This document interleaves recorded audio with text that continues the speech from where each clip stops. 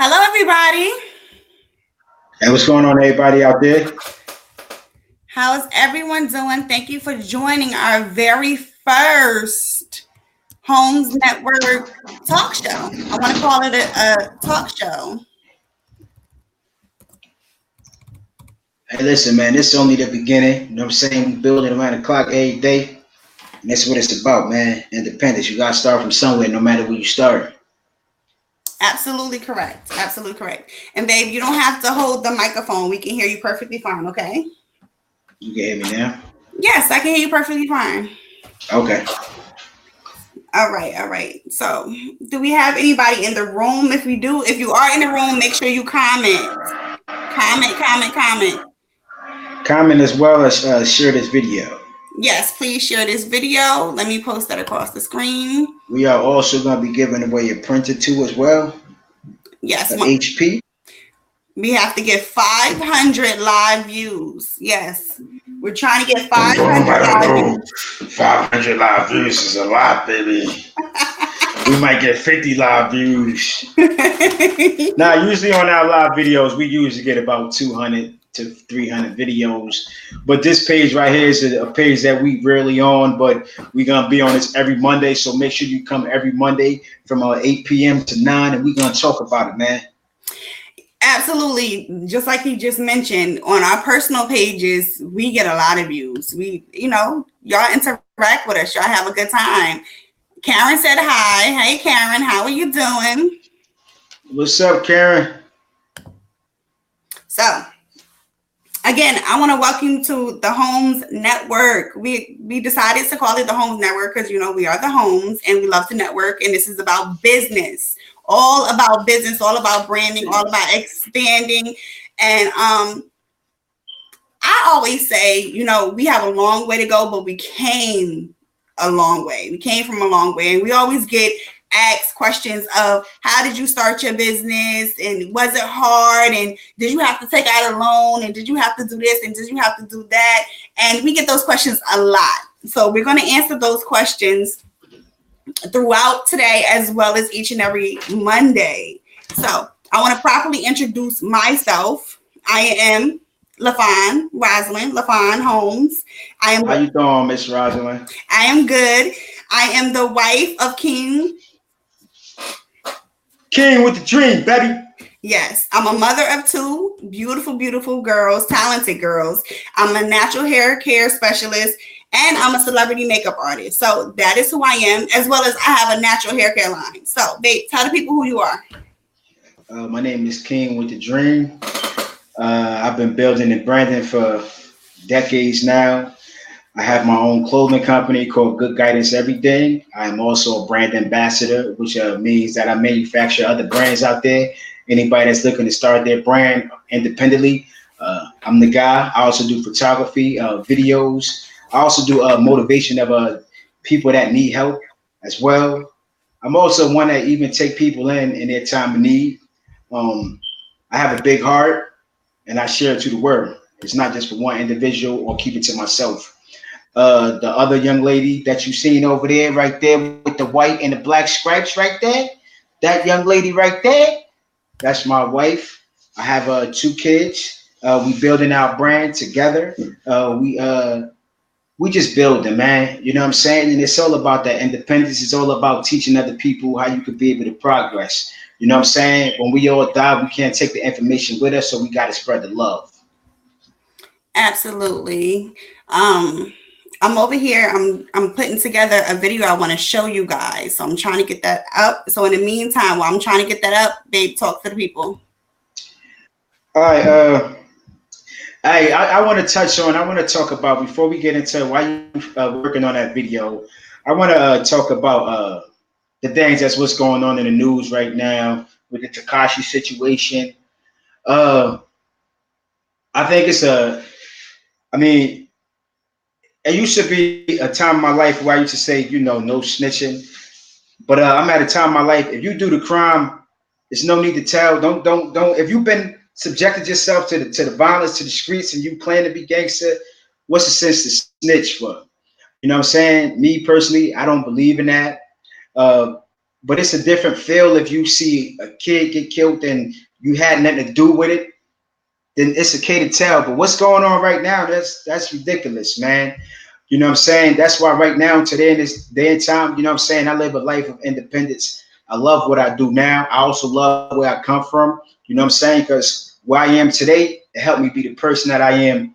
Where I was before, it helped me be the person that I am today. You know what I'm saying? Independently, I grind, I go hard, you know, and when it comes to the no snitching code, if you in the streets, there's no need to snitch, man. Take your charge and keep it moving, man. Cause I know a few people that went to jail because of snitching. That's still in there, and it's not cool. If you can't lay that life, don't be out there.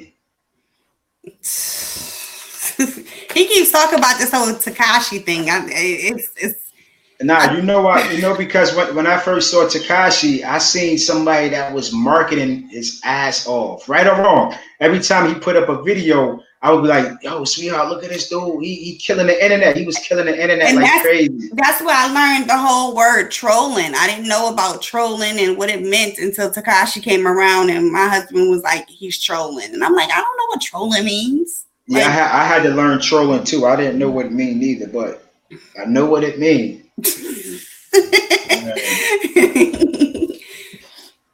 so we're gonna jump into this video real quick. Okay.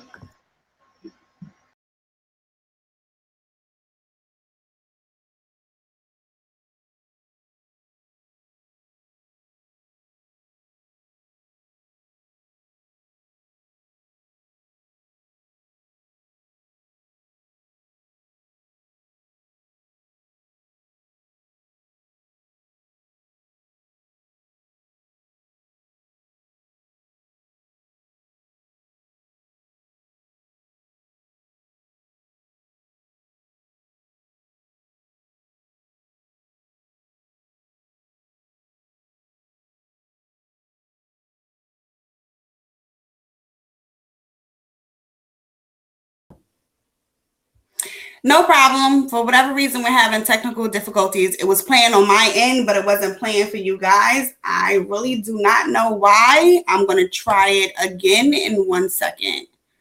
I don't know why. I don't know why. So, Hey man, it's definitely okay. The viewers didn't leave; they still in the room. I do appreciate the viewers that are up in here thus far. You know what I'm saying?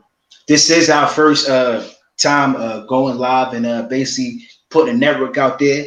And we're gonna be expanding in the future. Everything just take time. As you all know, it don't matter how long it take you as long as you just put the content out there. absolutely. So, I'm going to try this again Okay. and see how that works. You gotta make it bigger on the screen. I am. 1 second. I am.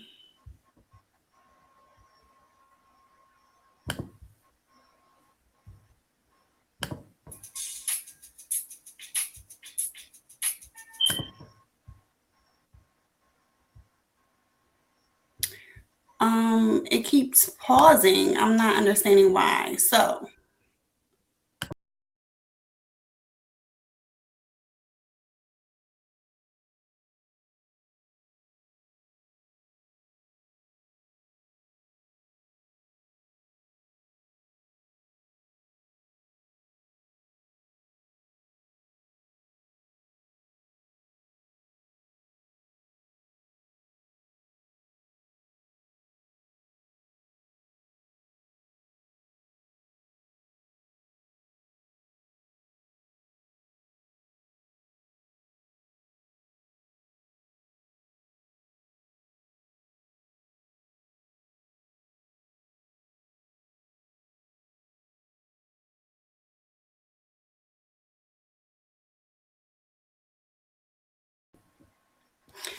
all right, so we're just going to leave that alone for right now. We're going to hold off on the videos and only do pictures for right now. Again, this is our first live stream.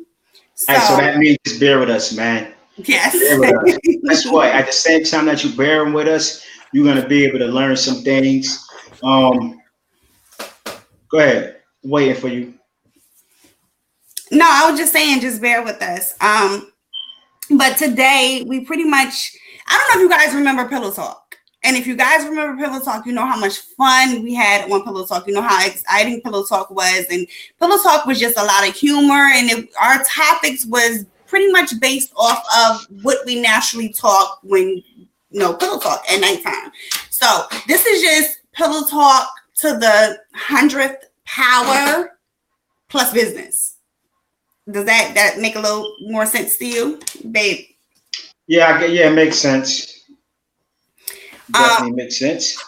So each and every Monday, 8 p.m., we will be here. Each and every Monday, 8 p.m. Yeah. Even if we're traveling, we're going to go and do our live stream because we can take it anywhere. So again, each and every Monday, meet us here, 8 p.m., right here. Same place, same time. Facebook Pillow Talk. Make sure you share. Again, we're doing a giveaway when we get 500 live views, not 500 views after the live is over, 500 live views. So again, if that's not today, we have next Monday, but we do have a printer here at HP. What is it? HP DeskJet 3755 printer. I have I have that same printer and I absolutely love it because I can carry it wherever I want to. It's a nice size and it's not heavy and you can literally take it anywhere. And it's really good for college kids. Great for college kids. Basically, it's a portable printer. You could be able to use that printer for college, for business, for printing out photos too as well. Or basically, if you are writing an essay and don't want to go to the library. I think the printer is very good. We just picked it up last week to be able to give to the people that starting their brand, their business, and that don't have the resources or the funds to be able to purchase a printer. Matter of fact, I here we go. I'm gonna share the printer with you. I have an actual picture of this particular printer. I think you showed it to them in the beginning. Yeah, I showed them the actual video, but here you go. I want you guys to take a look at that. That's the printer that we're going to be giving away. It's a really, really excellent printer. You can print, you can copy on there. You can print out pictures on there. You can scan. It's a really dope printer. And it's wireless. It's Bluetooth as well. So everybody loves a Bluetooth printer. Yeah. Okay.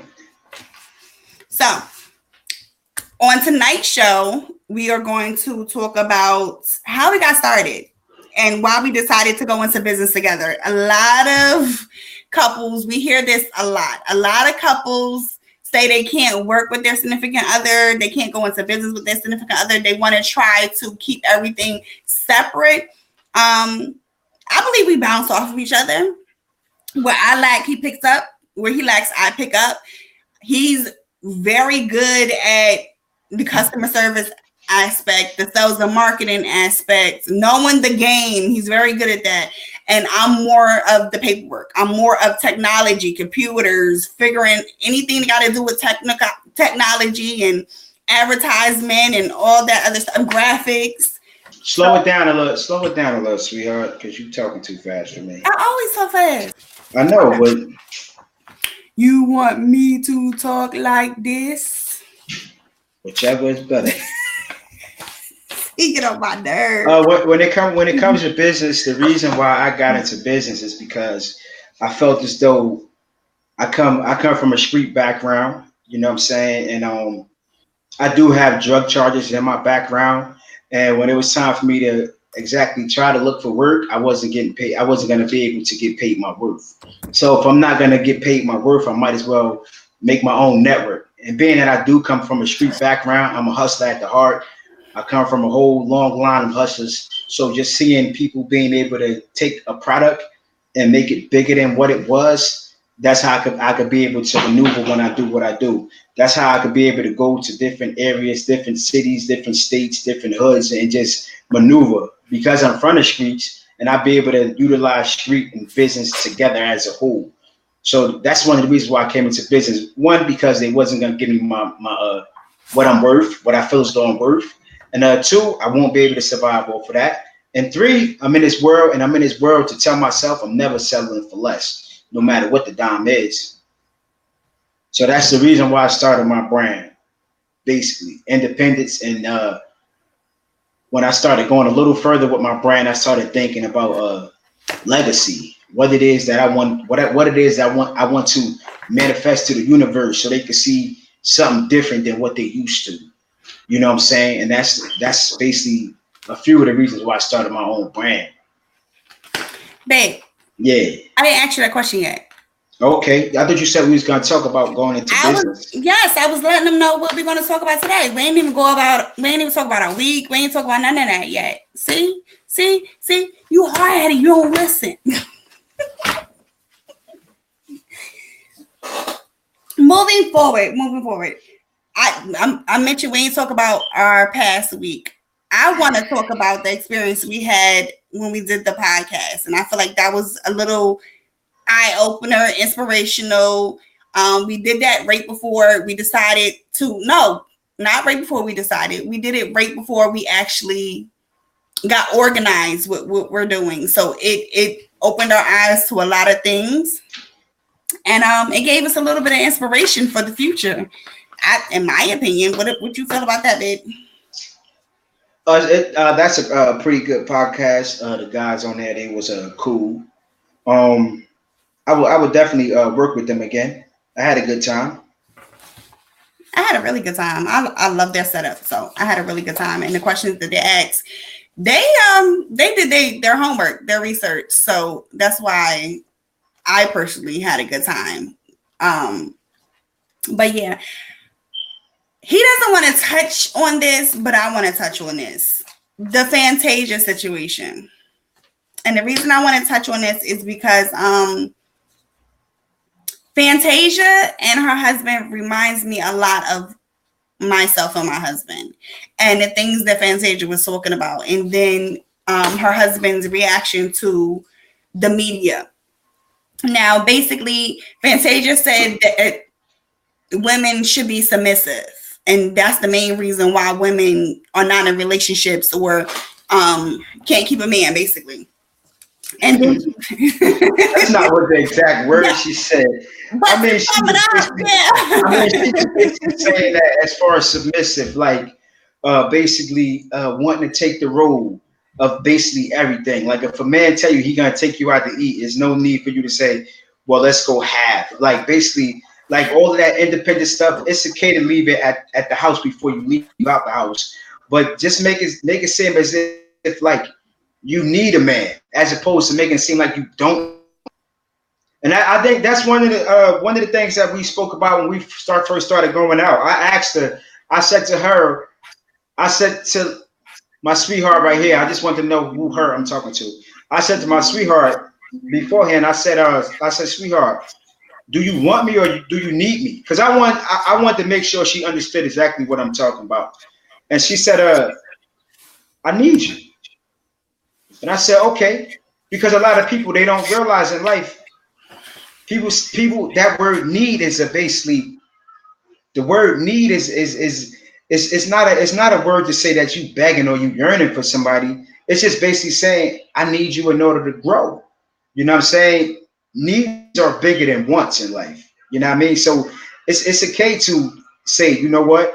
I'm just gonna sit in the back and just drive the car. You know what I'm saying? Like, even with me and her, when we first started like conducting business, and I would tell her every day, like, look, I want you to do this, I want you to do that. Like, we would have like arguments all the time. And it took some time for her to really understand that I just wanted more for her as opposed to just wanting more for me. Mm-hmm. Whenever you're in a relationship, you know what I'm saying? Y'all gotta want more for each other.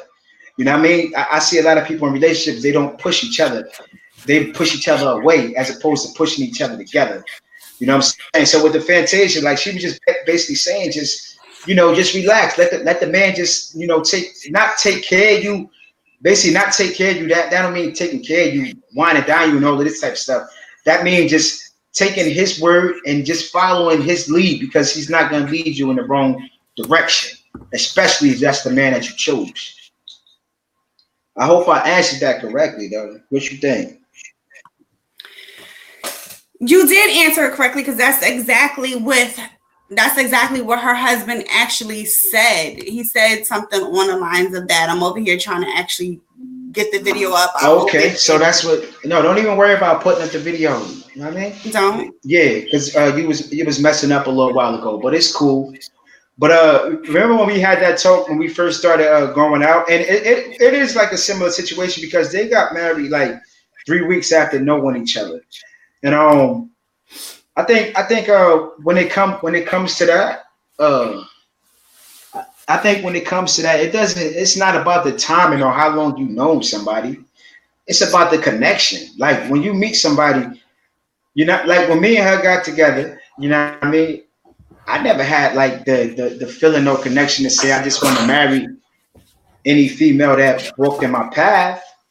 It was just a difference. You know what I'm saying? Because being that I'm in business and I find a woman that's in business too, it just was like, okay, if I got a woman that's in business, like we could flourish together, we could blossom, we could build.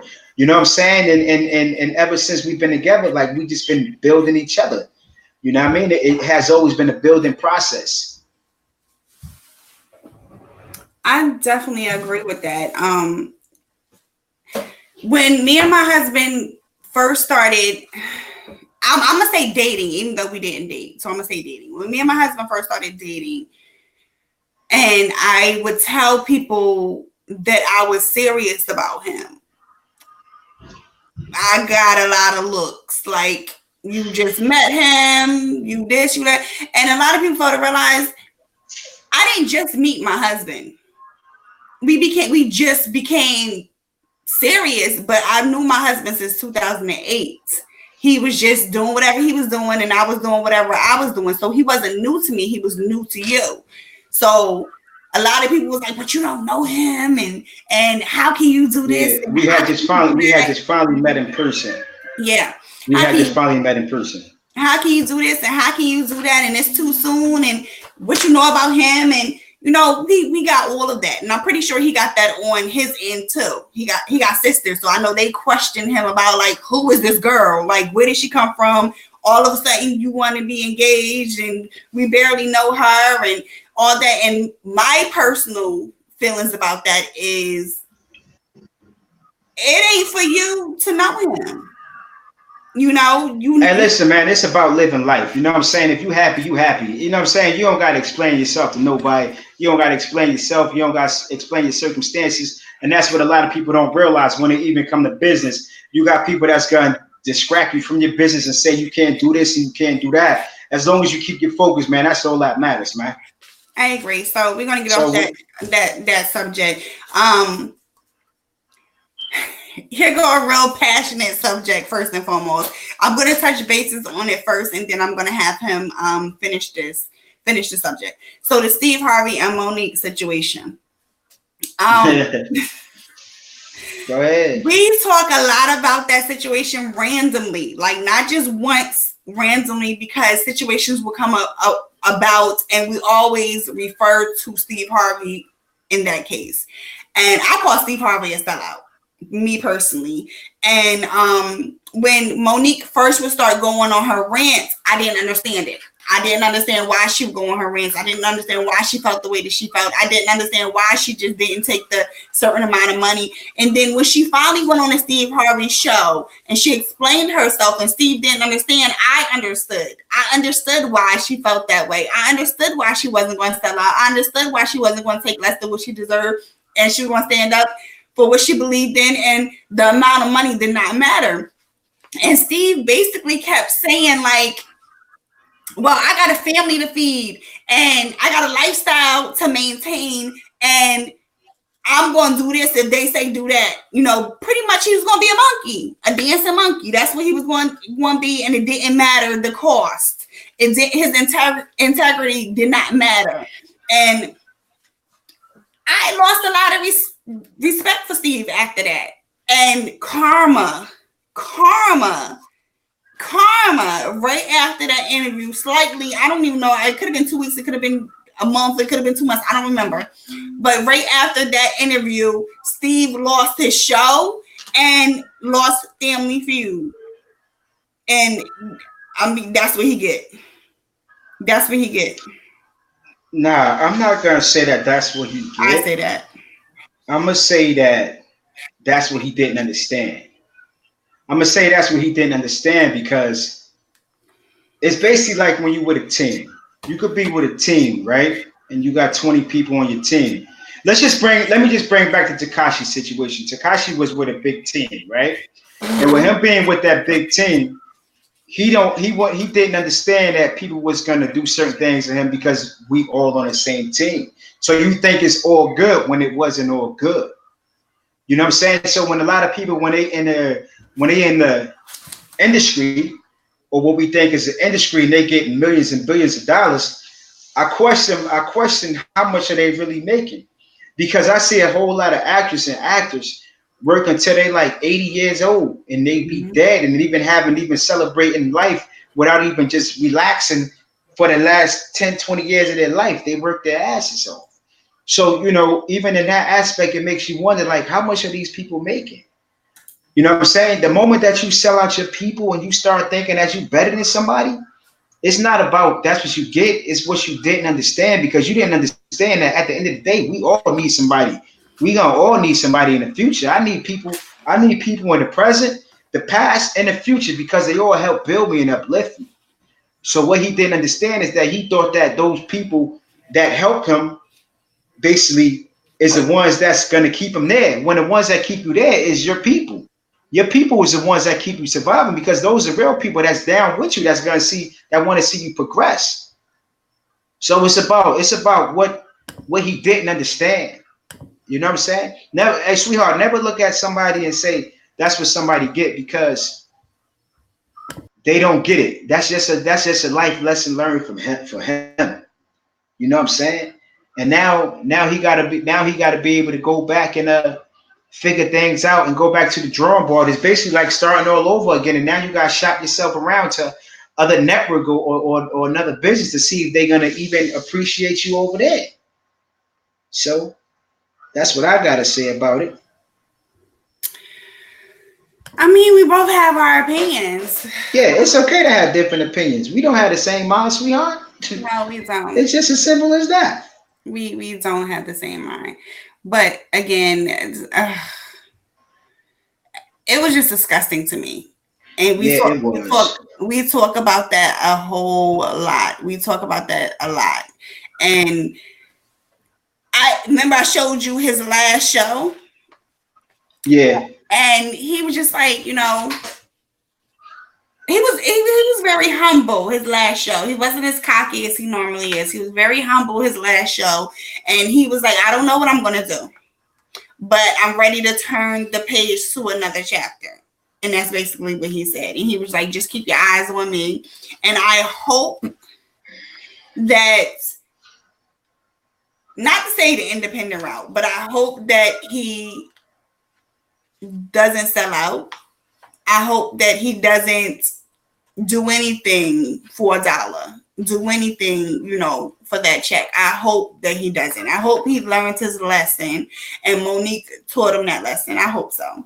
And that's all I gotta say about Steve Harvey. And big ups to Monique as well as Dame Dash. I love Dame Dash now because of my husband. I know more about Dame Dash. And Monique's mental is very similar to Dame Dash's. yeah. Because they both celebrate independence, and they both understand that at the end of the day, when it comes to us as black people, like we don't own nothing. We could get $1 million contract, but that's just a contract. We're not gonna own it thereafter. Yes. We have a comment from Asia. Grandma always said, don't get bigger than your britches. That's right. I like that. I like that too. Your I like that. grandmother was right for that one. Very much so. And that's so true. That's so true. But lesson learned. Lesson Yeah, learned. That's it's all a I can say biggie. about that. Lesson learned. I mentioned Dame Dash, but we're gonna talk Dame Dash on another show. We could talk a whole show about Dame Dash because I'm learning a whole lot about Dame Dash, and my husband got a whole archive full of Dame Dash. But I'm proud of Dame Dash, even though I don't know him. I don't know him. Yeah. Again, 500 views live views, and we're going to be doing a giveaway. It's going to be an HP printer, so please share this video. We're giving away a free DashJet 3755 printer. You can use it for anything. You can use it for anything, like pictures, scanning, all of that.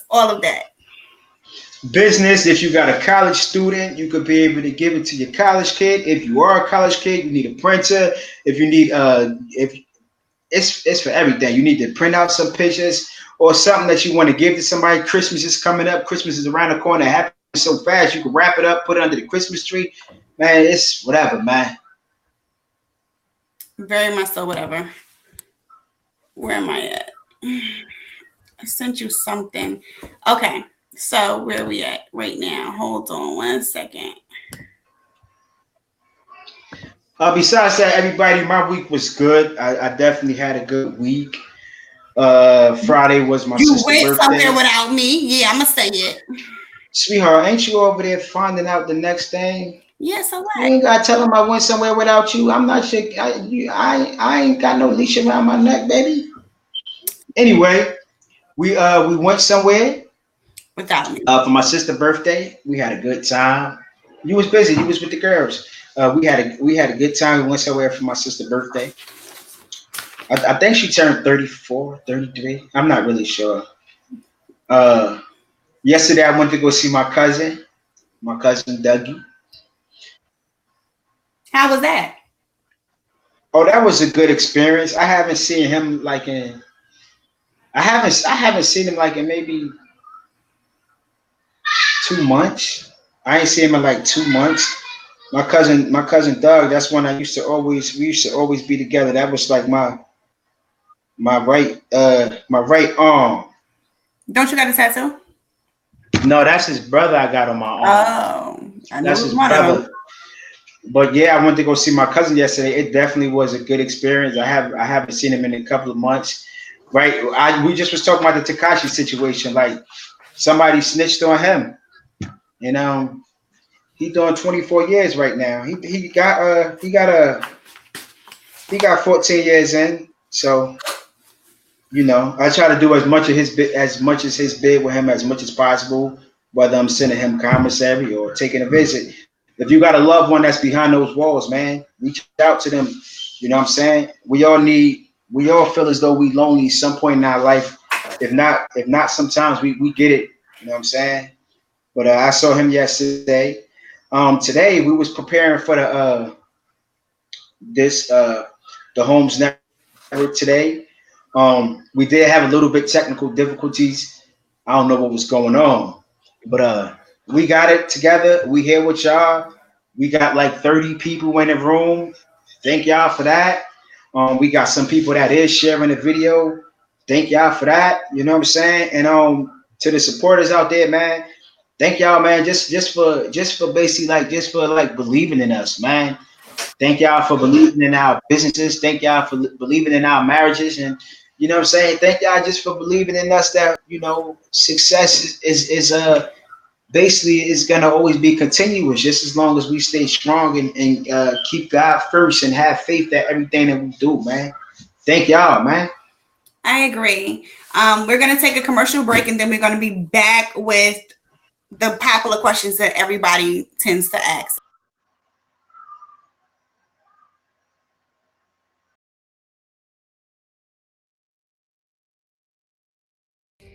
Lafone Cares Natural Product Line introduces Lafone Cares About Your Edges Edge Control. Our edge control promotes growth and holds edges and hair firmly in place with the super holding power without flaking. Leaves edges looking and feeling healthier and shinier than ever.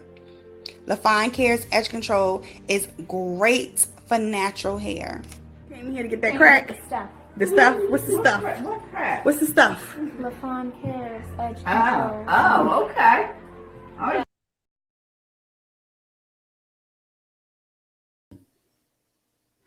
All right, we are back. What happened? Oh, okay. There we go. Sorry about that. We're back. I hope you enjoyed that little commercial break. And your commercial can be up there as well. But when it do come back, we, like I said again, we are starting out. So a lot of things that we are still figuring out. So everything is gonna get bigger and bigger as the time go by. But everything is a process. Cause hey, I remember when I started with just making $30 a day and pennies, nickels, dimes, and quarters. Now I have progressed, and I have wide array of other things that I do, and I do get paid more than $30 a day. Nah, I'm just letting people know that it's about progressing. You know what I'm saying? It's about progressing. It's about never forgetting where you're coming from, and it's about encouraging people. You know what I'm saying? Like it don't matter how much you're making today. It could be way better tomorrow. It could be way better in 10 years later. Just stay on your path of growth. Absolutely. Again, I'm going to stress this whole printer. It's a giveaway. So please share this video so you can get the chance to get that printer. Moving forward, what made us start our business? Babe touched on it a little bit earlier. Do you want to elaborate or you want me to go? Nah, go ahead. So what made me start my business? First and foremost, I've always been into hair and beauty and makeup ever since I was little. Did I ever think that I was going to make a successful business out of it? No. I always felt like... Okay, stop right there. Why you thought you want to make it a successful business? I was about to get into that. No, I'm just asking you. Why? My mental was stuck on working under somebody else and bringing their brands alive with my talent. So you always felt as though you was going to always be an employee as opposed to being your own boss. Yes. But it was a reason why you had those thoughts. Why you had those thoughts is what I'm asking. I didn't think it was possible. I know, but why?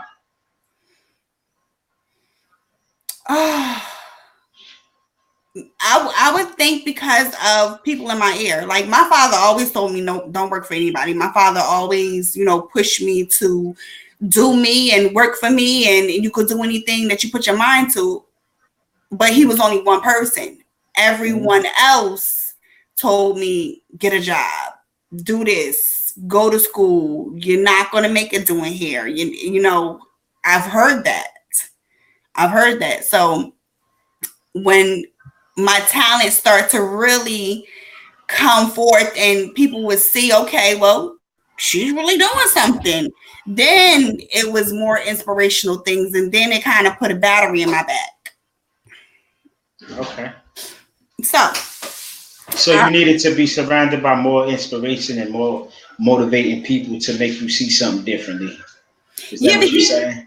Yeah, because I didn't see it. I didn't see okay, my mental was, okay, yes, they're doing whatever they're doing. And I think that they're successful, but I didn't know how to get to that level. So therefore, I'm just going to work under them. Basically. Okay. I didn't know the steps to take to do that.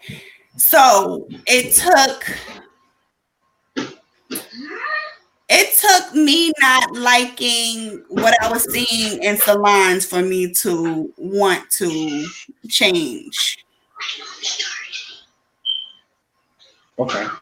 So that's why I decided to start my own business and brand. I didn't want to work under anybody anymore. And I felt like, well, first and foremost, working in a salon, I thought it was going to be beneficial. I thought I was going, if I get in the most popular salon in the area, I was going to be successful and I was going to be good. And they teach you in school, in cosmetology school, like, oh, be a hairstylist. You make your own schedule. You're your own boss. You're this, you're that. That's wrong. That's wrong when you have the mental of you're going to work in somebody's salon. When you're going to work in somebody's salon, it's their rules. Their brand, you have to do the things the way that they do them because you're under their brand. And I didn't like that. these salons was not teaching hair care. They was covering up the problem, and I didn't want to do that anymore. So I left. On top of that, the salons was like a big party, and I'm not a party person. So I couldn't do it anymore. What about you, baby? Okay. Well, if you're a new viewer that just was in here, that wasn't in here a little earlier, because I keep seeing the viewers go in and out. Uh, I started my business basically because I feel as though people won't pay you your worth. You know what I'm saying? I know what I'm worth, and I know that when it comes to independence, you can put the value on yourself as long as you stay consistent and persistent at everything that you do. Um, my background, I have drug charges under my belt. So with me having those things, I knew that basically my wide array of jobs would be a little slimmer. And being that my jobs would be slimmer, that means that the pay would even be less. I even have a college experience under my belt. I went to school to be an accountant. I had did taxes for a tax company before for 2 years straight. Every tax season, I did that, and which was cool because now I learned to be able to do my own taxes. I'd be able to know how to keep my own books. I'd be able to know how to basically deal with numbers. And if I didn't have that college education, and as well as learning how to do taxes, even when I went to go work for somebody else, um, it was a good thing for me. But as far as financially, it wasn't a good thing for me. I mean, at that job, I was getting maybe like $16 an hour, but it still wasn't nothing because to me, that's no money, especially when you live in a world where you don't want to penny pinch yourself. And I'm never going to be the one that's going to be a penny pincher. So when I went to these jobs, they offer me 16, $17, and I feel as though I'm worth way more than that. You know what I'm saying? I feel as though I should never limit myself. I'm very passionate. My brand is called Good Guidance, and when I wear Good Guidance, it's something that I feel about myself. I feel a change within myself. So I want the world to see something different, and at the same time, again, like I said, my past brought me to the person that I am today. And basically, only thing I did with myself was just basically just change the product. I always been a hustler. Hustlers in my vein. I come from that, man. So I just changed the product. Ain't nothing changed about me but the day and the product, and it is what it is. And at the same time, I'm enlightening others as many ways to get paid. So I'm shining light on different things, and I'm shining light on different people. I'm mentoring people.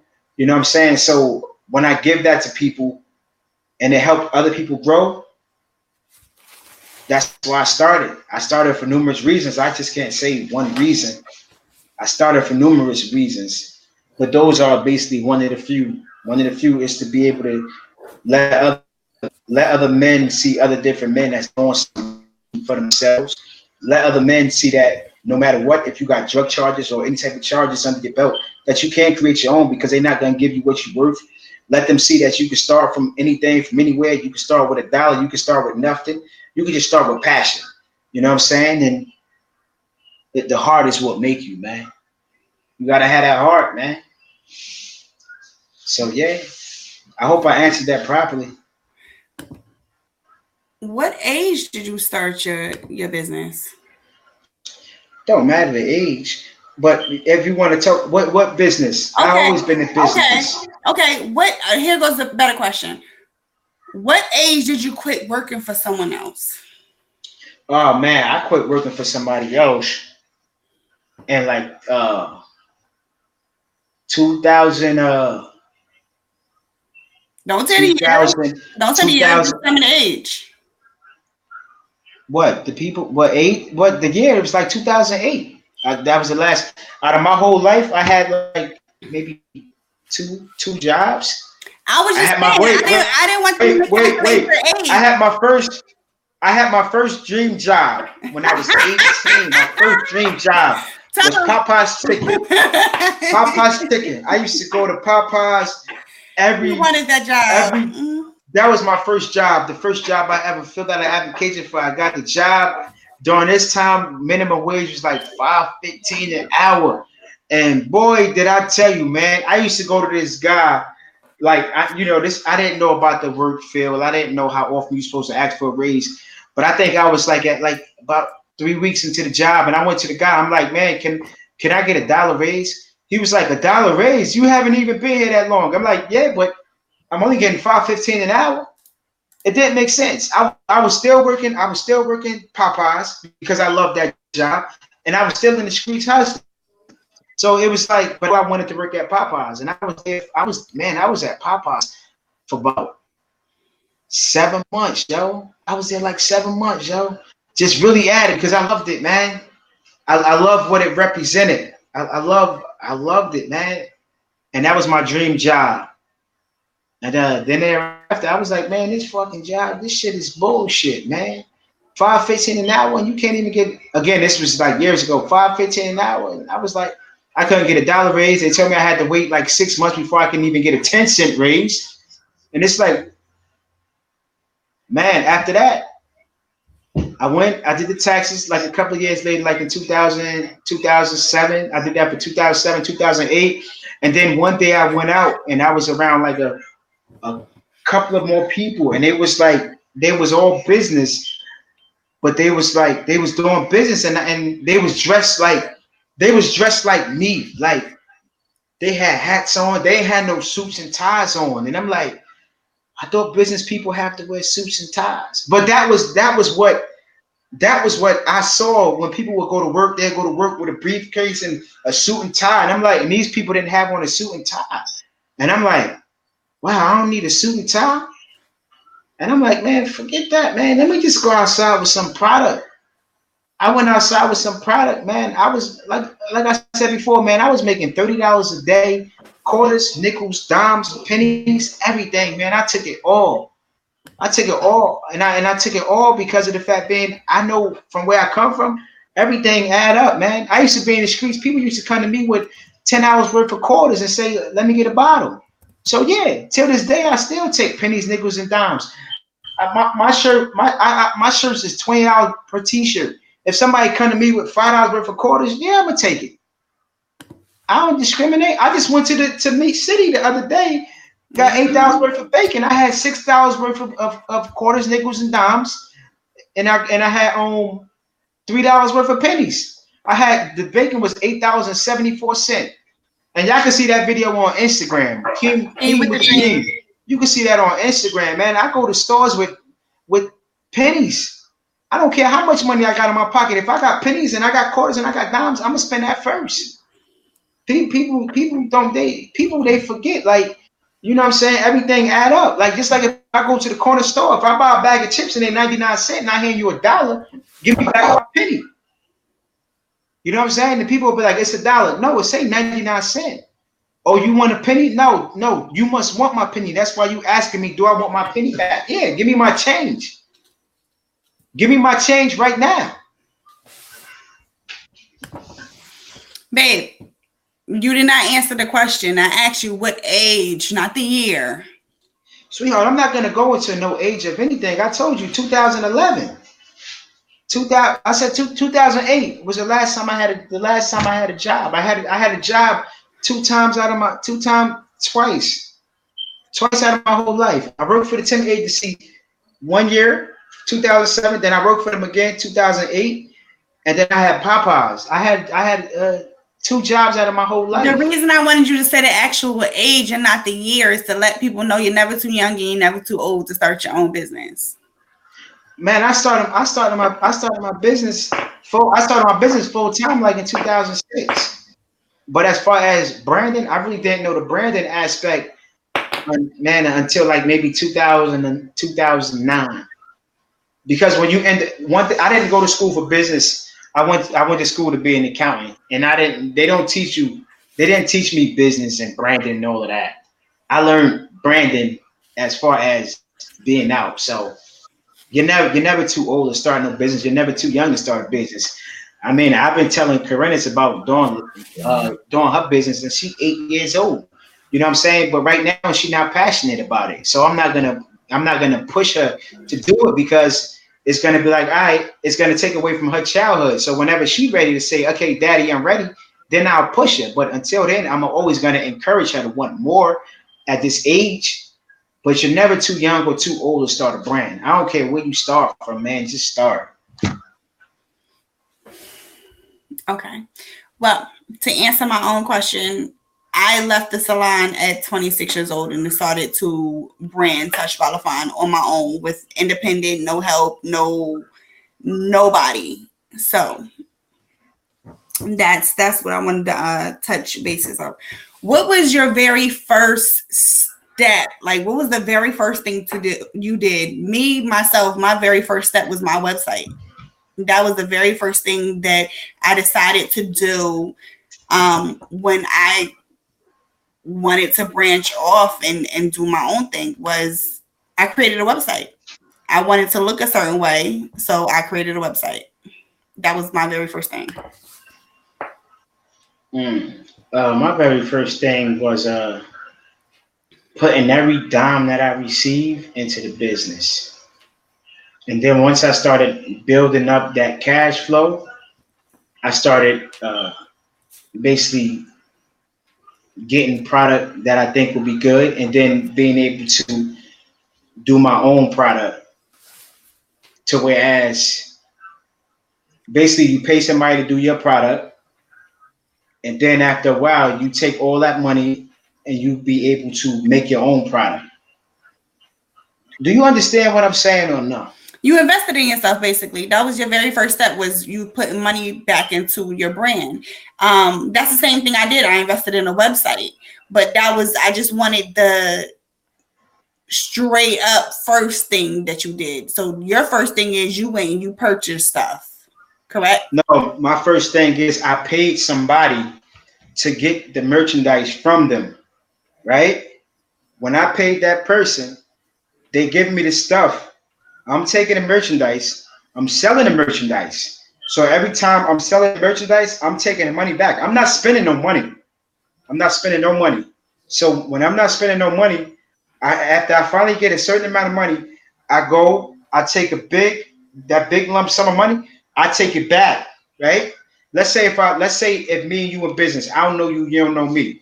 You printing me up some shirts, right? Let's say you print me up some shirts for $8 a shirt. I go to the street, I sell a shirt for $20, right? I make a $12 profit. I sell these shirts. I sell like maybe let's say for instance, I sell maybe 100 shirts in 1 week, right? That's $1,500. I gave you $800 already. I made a $700 profit. I take that whole $1,500. I go back to you. You the person that helped me, that gave me these t-shirts. I go back to you with $1,500. Now I go to you and I negotiate. Look, I got $1,500. I want to get these shirts for $6 each. You can either say yes or you can say no. You tell me yes, I'm gonna give you this $1,500. Now I could be able to get the shirts for cheaper. Now I'm still gonna sell them for $1,500. I go back, I resell all of those shirts. Now from that flip, now I probably made maybe like $5,000-$6,000 from that next flip, right? If I made $5,000-$6,000 on that next flip, now I could be able to get more. Now instead of me going back to pay this man, now I could be able to get my equipment. Now I could get some equipment to whereas I could take $3,000, get some equipment, pocket some cash, put some money over here, spread the money different places, and then tell a person, all right, boom. Right now, I need you to show me how to print these shirts because now I got my own equipment. So now I got my own equipment. I need you to show me how to do these shirts. You show me how to do these shirts, I'll pay you to show me how to do the shirts. Now you show me how to press up the shirts. Now I'm at a point where forget that. I don't need the middleman. You know what I'm saying? Being that I don't need the middleman, now I could be able to give the resources to other people. Show people, look, if you come to me, I can show you how to market. I can show you how to market. I can show you how to brand. I can even teach you the whole business marketing plan. Just come over here and just tell me what it is that you want. And we could get it going, man. Definitely can, man. Did I answer the question or not? Yes, that answers the question the way that, you understand it, the way that it comes from you. Yeah. See, all right, so basically when you buy something for one thing, you turn around, you flip it twice, then you go back and you take that flip, you flipped it twice, and you turn around and you flip it 4 times. The next time you come back around. That's how you got to always do when it comes to this business, man. You got to keep flipping, man. You got to keep flipping, man. If you from the streets and it's no different than drugs, no different from drugs. It's the same thing. You in the streets, you selling dope. If your bag is if your bag say Batman in it, your bag say Batman. The boy down the street, his might say Cryptomaniac. The boy across the street might say Ratman. Everybody got different bags. That's how you brand. That's how you brand when you in them streets, when you selling them drugs. It's no different when it comes to business. Only thing is you just got to use it differently. And that's what people don't realize. When I tell people like this, a drug dealer is different from a hustler. A hustler can sell anything. I'm a hustler. I go out there, I grind, I get it. A drug dealer can only sell drugs. I took drug dealing tactics, moved it into the business mind and flourishing. It's no different than anything else. You got to market. You got to brand that thing. It's the same thing like sitting out there selling them dope. That dope, man. That dope. Because when they get on that block and they say, yo, who got them good hoodies? I'm going to say me right here. Good guidance. It's the same thing. Because when they see that logo, they know what time it is with me, man. It's serious business over here, man. And I'm very passionate about everything I do, man. So when it comes to this branding and marketing, man, I'm all in it, man. I'm all in it, man. And people will tell you, man, I done helped so many people flourish, whether somebody took that information and grew with it or just took that information and not grown with it. But me coming from where I come from and God giving me the blessing to be able to go out here and show people, then yeah, I'm gonna give you the information. Okay. So what's the first thing you ever? What's the first thing you ever did? How you start? How you start? How you got your salon? The first thing I ever did, no, I'm gonna change that. My first thing I ever did, change it because look, was a business card. Was my very first investment in myself, other than product, to do the hair and makeup, was my business cards. That was my big investment. My second big investment was my website. No salons at that time had websites. I looked into it. I did research. No salons at that time had websites. None. No, it was not. Websites was not, I guess, important to salons back then. I don't know. I guess the internet wasn't as big as it is today, but no salons had websites back then. So I felt like I had the one up. I felt like internet is changing, social media. Let me get a website. And that was the first thing that I did, was get a website, presented myself online, made my brand big and visible online, got on every social media platform you could possibly imagine. I was on it, and I just pushed it that way. And that was my first step. That was my very, very first step.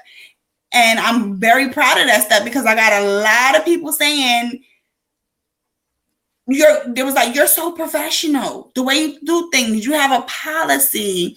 I can just book you right online. I don't have to speak to you. I book you. If I have any questions, I'll email you.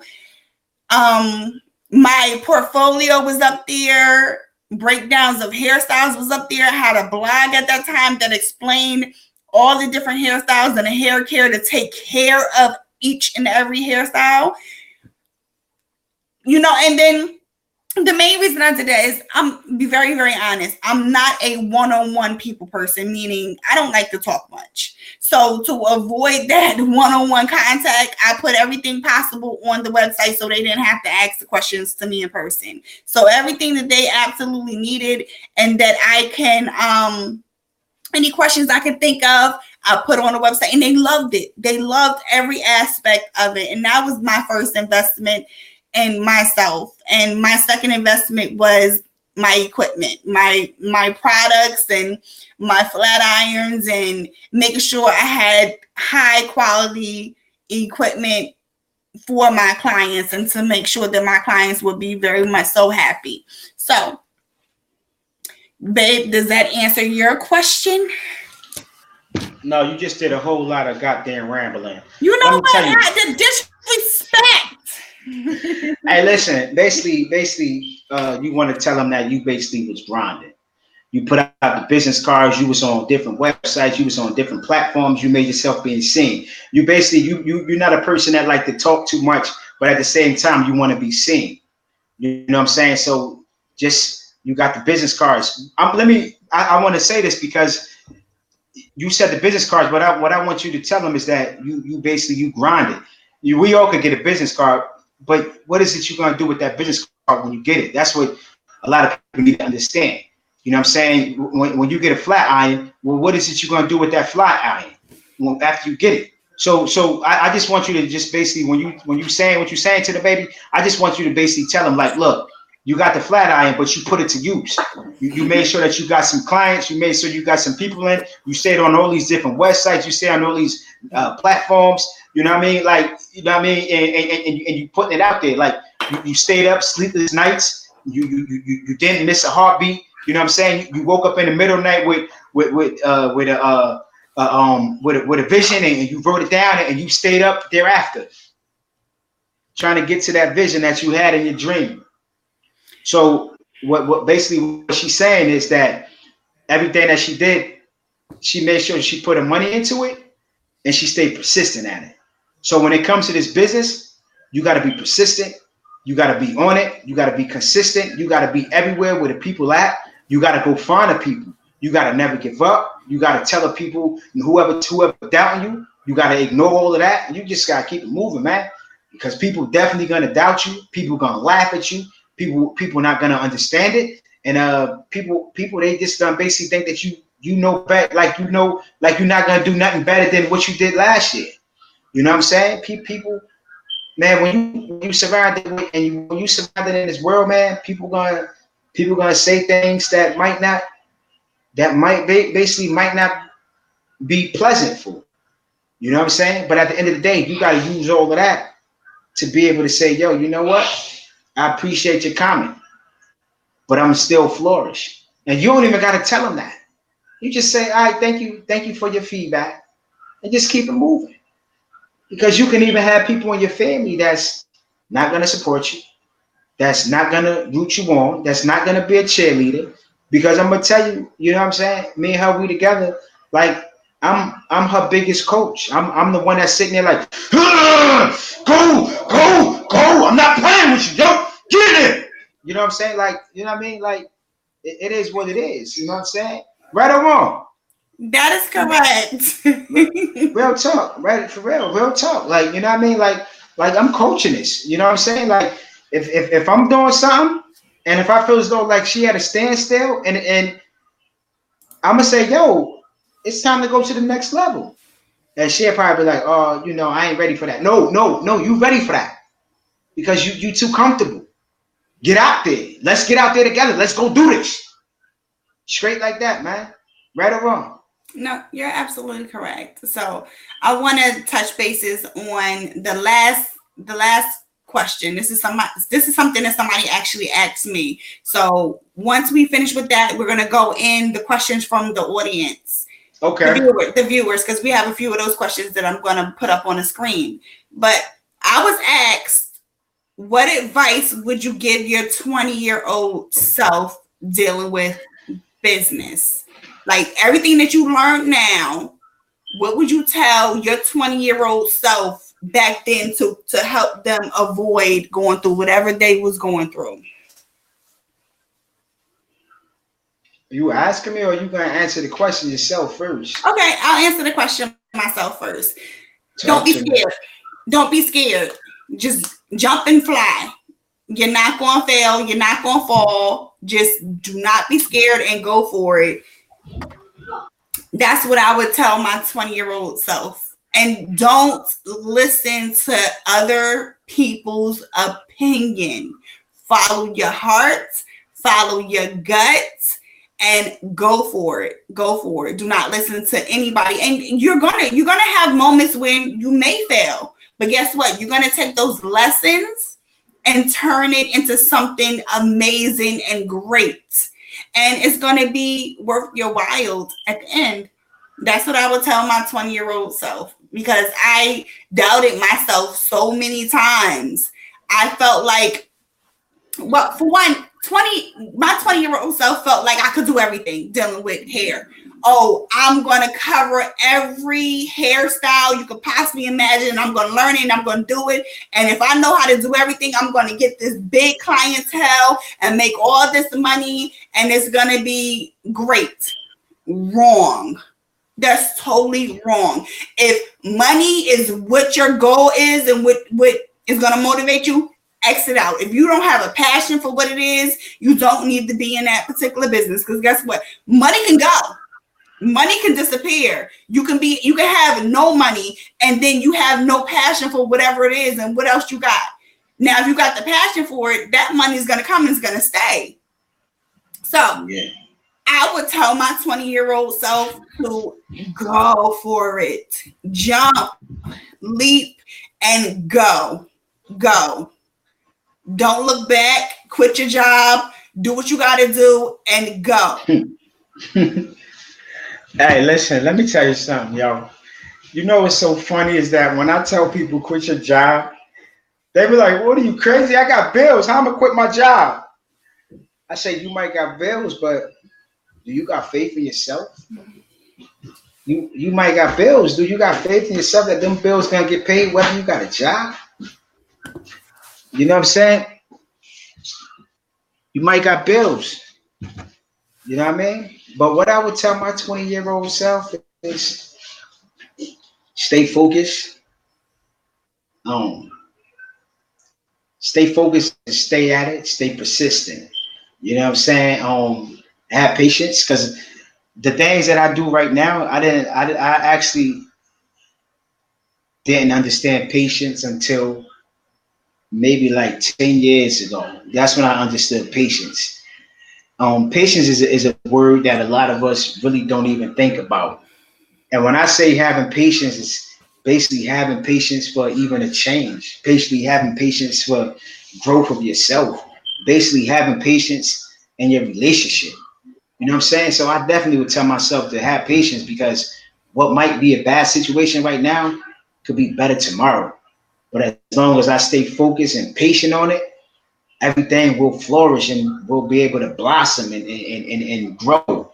You know what I'm saying? Basically similar to a snail that happened to become a butterfly one day. Snails, they crawl slowly, they slither on the ground, and before you know it, they flying, man. So basically just have patience, man. That's what I would tell myself. Have patience and stay focused. And it doesn't matter if you with one person, two people, or by yourself. Stay patient. Okay, so I want to get into these questions because I see a question that I really badly want to answer. So we're gonna go ahead and go into these questions, and I'm gonna answer Asha's question first. She put, hell no, them bills not gonna get paid without a job when you first take off. First and foremost, and the reason I'm gonna answer this question is because when I first decided to leave the shop, I had just moved into my first apartment. And I'm gonna be honest, I almost got evicted.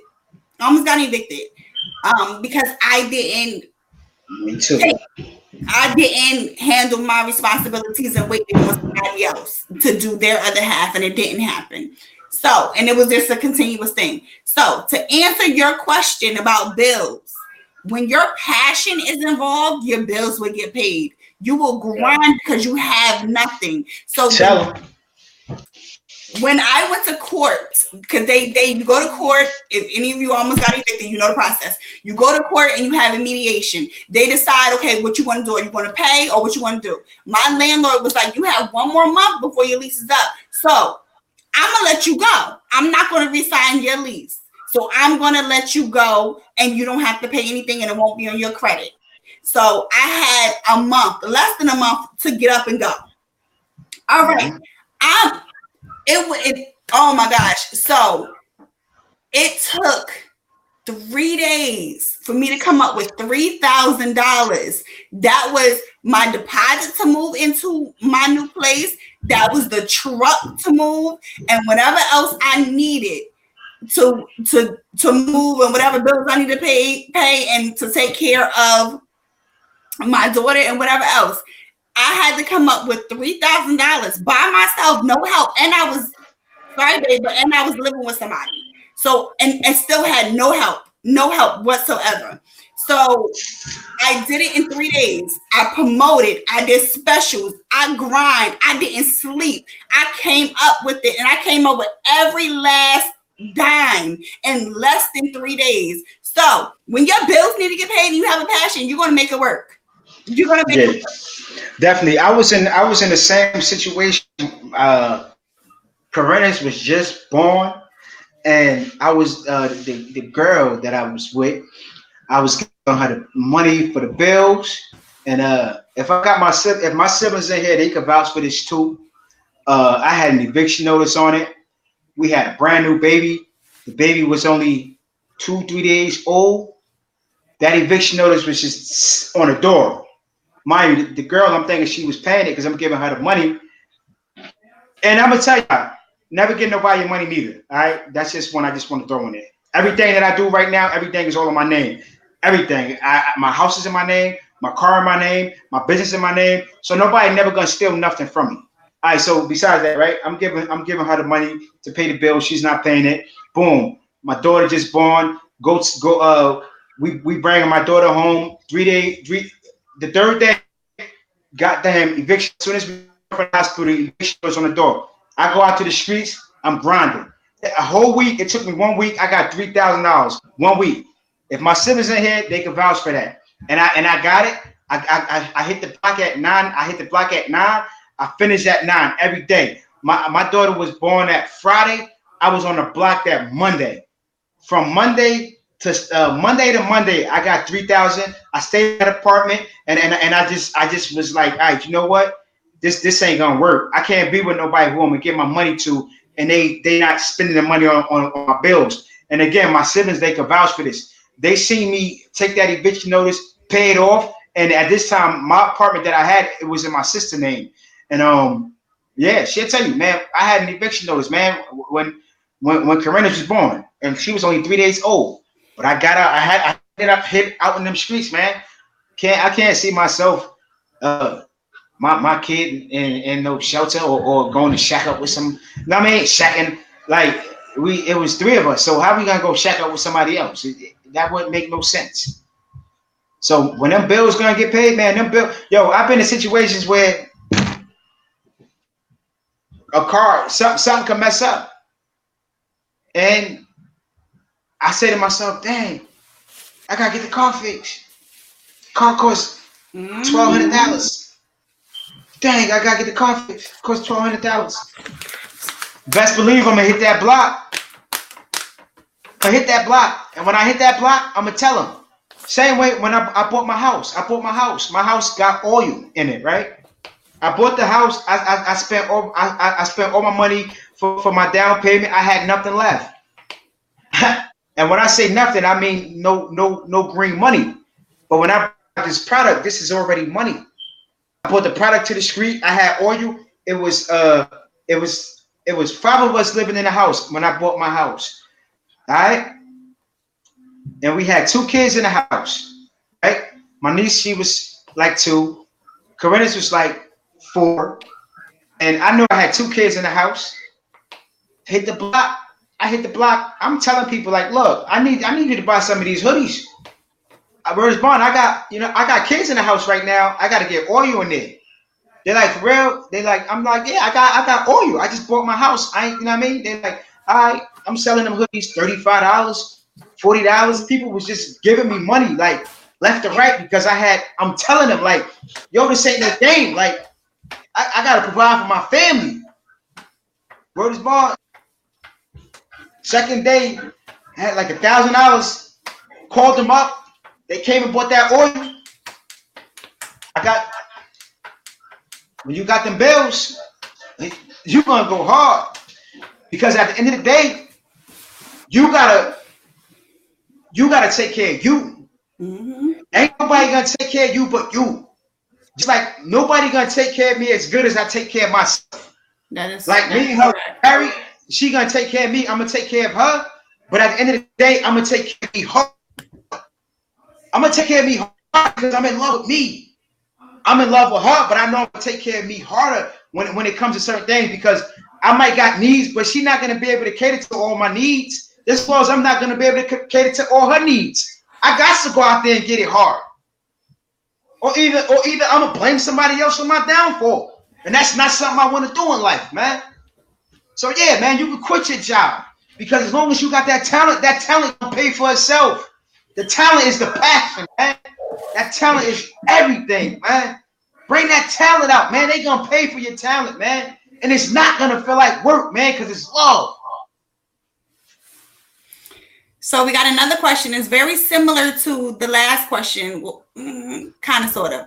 So Sade says, so if you didn't make money doing what you do, would you still do it? There's no other option, Sade. This is what I love doing. This is the only thing I'm going to be doing. And the money will come again, as I mentioned with the last question. So that's just it. Yeah.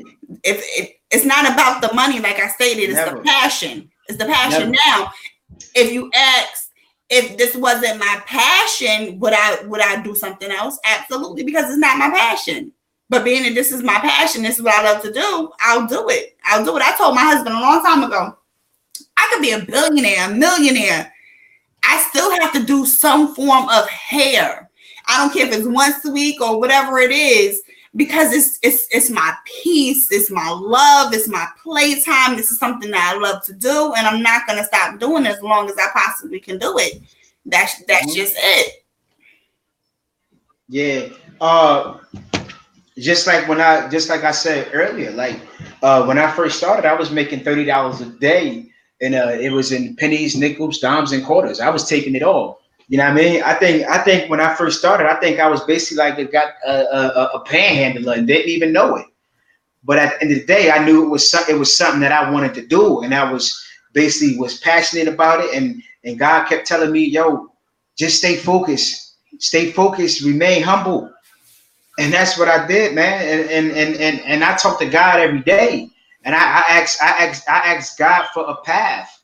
And when I ask God for that path, God put me in the path and put me in the direction to be able to grow. You know what I'm saying? Like right now, like we're not getting paid to sit here and talk to y'all to try to motivate people to quit their job. But being that we passionate about seeing other business flourish, we're gonna come on here every Monday to tell y'all, yo, you can do it. You can do whatever you want to do. That's like when we was all kids, man. When we was in kids and we was in school, and they say, "What you want to be when you grow up?" And your word was always something of what you wanted to be. But think about it: if you was a kid and they asked you, "What you want to be when you grow up?" and you said it, and you're not doing it now, that means like you lied to yourself. You told yourself a lie. I remember being little, man. You lied to yourself, man. Whatever I said when I was a kid is what I'm doing today. I told myself, man, I'm going to live my life accordingly. I'm going to live my life and I'm going to have fun while I'm doing it. When I work, man, it don't feel like fun. I meet people could be down. And when they see me, they like, yo, I ain't seen you in so long, man. Give me a hug. And I give them a hug. It feels good to be able to give somebody a hug and giving them vibes. And when I give them vibes, they understand me and they love that, man. It feels good to uplift people. It feels good that God can even give you that passion to even be a person that can even tell people, yo, I love you.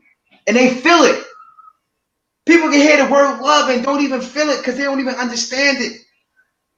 But when I go out here in this world, man, like people, when they see me, they get inspired. They get inspired. They love it. They want to buy into it. They want to see the vision. They want to see it grow. They want to see it build. I go outside every day, and if people don't see a store with a clothing line store, they're going to see mannequins on top of the car. They're going to see clothes on top of this car. They're going to see clothes in the trunk. Because regardless of what, I want people to see, yo, listen, man, you don't need a store to be able to survive. All you need is heart, passion, and product. And they gonna love it, man. They gonna love you, man. So it ain't about the money, man. Because I could listen. To be quite honest, like people live off, and I'm not doubting nobody on welfare, Section 8, whatever you get, man. But we could be one of them people that could go and say, yo, let's try to go sign up for Section 8. But at the end of the day, we know it's more out here in this world. There's so much out here in this world, man. So if you was a kid, man, and they asked you what you wanted to be, and you're not doing it, man, it's time to step up, man. It's time to step up. God give us the talent. God give us the money. God give us the talent to be able to reproduce and show other people the focus. But God don't give us the money. Know the difference, man. God give us the talent. God give us the path to be able to go into certain places and get that. It's your time, man. It's definitely your time, man. What's the next question? Hold on 1 second. So Maya says, this is great, y'all. I appreciate that. So I thank you. We appreciate that. I hope you shared the video. And I definitely thank everybody that came in here. I remember when I was looking before, we had about 35, 40 viewers at one time. A few viewers was coming and going, but I do appreciate everybody that was into this live. You know what I'm saying? Because this help us motivate you more, because the more viewers that come, the more we know that people is really want to watch and they want to see stuff like this. You know what I'm saying? So this is going to help us to be able to tell you. You know what I mean? So basically, every week is going to be something different. I mean, next week, I don't know what we talk about. Next week, we might talk about the branding aspect. Like, what's the best thing to brand?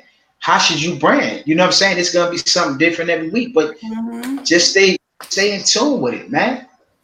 Stay in tune, yo.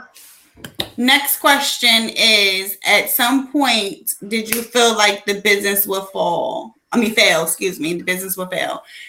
Hell yeah. I had to take a deep breath. No. What? I had to take a deep business breath. Would fail. Yes. Yeah. With social media and everything that was going on, yes. And I'm gonna tell you at the exact point that I thought the business would fail. So at one point I was so used to flyers, in salons they told me about flyers. So I was so used to flyers and business cards, and when I noticed that people was not taking my flyer and they would just throw them on the ground and they was not taking my business card, or All right, stop right there. Stop. You said the people was taking your flyer and throwing it on the ground, right? Yes. Did you pick it up? No. Why? The reason I didn't pick it up because I felt like somebody would come along and pick it up and see what it was. Simple. So you didn't care if they put it on the ground. They threw it on the ground for the next person to come pick it up, for that to be their blessing, to get cheaper prices and be able to get good quality merchandise at a cheaper rate. So you didn't care. I didn't care. In the back of my head, though, I felt like, what am I doing wrong? What am I not doing that everybody else is doing? I was so busy worried about everybody else. And I'm like, well, why is it not coming? Why is the clientele not coming? What's going on? What's wrong? Why are they not, why do I have to beg for clientele? And at that point, I did feel like that my business was going to fail. And again, I was so stuck on looking at everybody else. And this is when social media came to play, because I would look at other people on social media and be like, well, look where she's at, and look where he's at, and look what they're doing, and why I'm not there, and I'm doing the same thing that they're doing, but why am I not successful? Not knowing what they got going on at home, not knowing that social media can paint a picture, and I don't even know what they doing, or whatever the case may be. But I was so stuck on, what am I not doing right? So at that point, I'm like, it ain't coming in. The clientele ain't coming in. Again, I didn't care about the money aspect. I care about my reputation, the name. I'll be very honest with you. Knowing, and my kids get a kick out of this, especially my oldest daughter. But to have somebody know me and know about my brand and know what my brand represents, and for them to feel so positive and highly about what I'm doing, makes me feel good. It's not the money. It's not the money. And to make another individual feel good about themselves. It's so many times that I get women that just get their hair done and just get their makeup done, and they say, you made me feel good. I feel good. I've had women cry. So that's when I'm like, you you know what? Money don't make my business fail. Money's not the battery in my business. The appreciation from another individual is the battery in my business. The love of making them feel good is the battery in my business. That's what keeps my business running. So that answers your question. Yes, at one point I thought my business was going to fail, but it didn't. I had to rebrand, and as my husband always say, reprogram and do things a little bit different. It's trial and error. Try this, see if it works. If it doesn't work, try something else. See if it works. If it doesn't work, try something else. Until you get the right method, then you keep doing that. And right now, I got the right system. True, I'm not where I want to be. Like, okay, with my clients, I'm where I want to be. With my actual Lafone Cares brand, I'm not where I want to be. I'm still working on that. So that's me building and raising another baby. And that's what I'm doing right now. But as of my Touch by Lafone brand, my husband will tell you, he'll be like, your phone keep going off. Who's texting you? And I'm like, it's just Southsea. It's Southsea. Stop making it seem like I'm thirsty. Knock it off. I didn't make it feel, but you do that right or wrong. You be like, who's texting you? Why you don't pick up your phone? And I'm like, it's just Southsea. It's me getting a notification that I have a client, and I'm not even doing nothing. I'm very, very honest with you. I don't remember the last time I passed out a card. I have them, but I don't remember the last time I passed out a card. Social media kind of does everything for me, and the online presence does everything for me. But I can sit here and get 10 clients at one time on my phone, just Southsea. I love Southsea. Southsea does everything for me, and I absolutely love it. But, baby, answer the question. One point you thought your business would fail. I mean, you said, hell yeah. But how did you feel at that particular moment?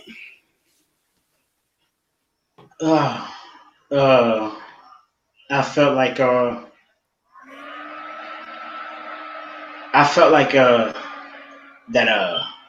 I felt myself. I felt like people was actually right. I felt like it wasn't my lane, and I felt like everything that somebody told me, like, yo, your clothes. Nobody want to wear clothes that say good guidance on it. Don't nobody want to wear shirts that say God. Don't nobody want to see positive things. Oh, you can't sell stuff looking like you in the hood. Oh, you can't sell stuff with your hat backwards. Oh, you can't. Yeah, I felt like it was gonna fail because, like I first said, when I first started, like, I was making $30 a day, and to be honest, I was making $30 a day for a whole year straight. A whole year straight, man. And I mean, just thinking about it right now, it's like really, it's making me feel that at the end of the day, I'm a strong individual because I survived off that $30 a day. Like, that was the $30 a day. It was the same thing. I sat down and I said, look, you might be making $30 a day, but that's still $180 a week if you work 6 days. If you work 7 days, it's still $210. And if you work for the whole four weeks, you still getting $800. That's what I told myself. And I said, just as long as you could be able to afford, at the time my rent was $600. I said, just as long as you could be able to afford $600 a month, it doesn't matter, because that's when I learned to be able to budget my funds more.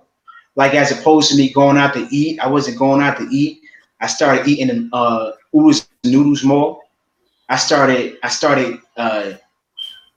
just eating oodles and noodles, eating eggs for breakfast every morning, and I was just basically learning how to be able to utilize my money just for business and say, look, I got to take a step back and say, I might not be making as much money as I was making at a job, because the job was giving me 16, 17 an hour. But at the same time, I got my own freedom. So yeah, I felt as though I wasn't going to be able to even go further than that. But I stayed at that like a year, man. like a year, man. I kid you not. I was making $30 a day for about a year, and then it moved on to like maybe $40 a day, and then $50 a day. But then I stayed that word that I told you, patient. Mm-hmm. You know what I mean? That word, patient, man. I stayed patient, man. So I just I said, man, it don't matter how much you make because I wasn't in it for the money.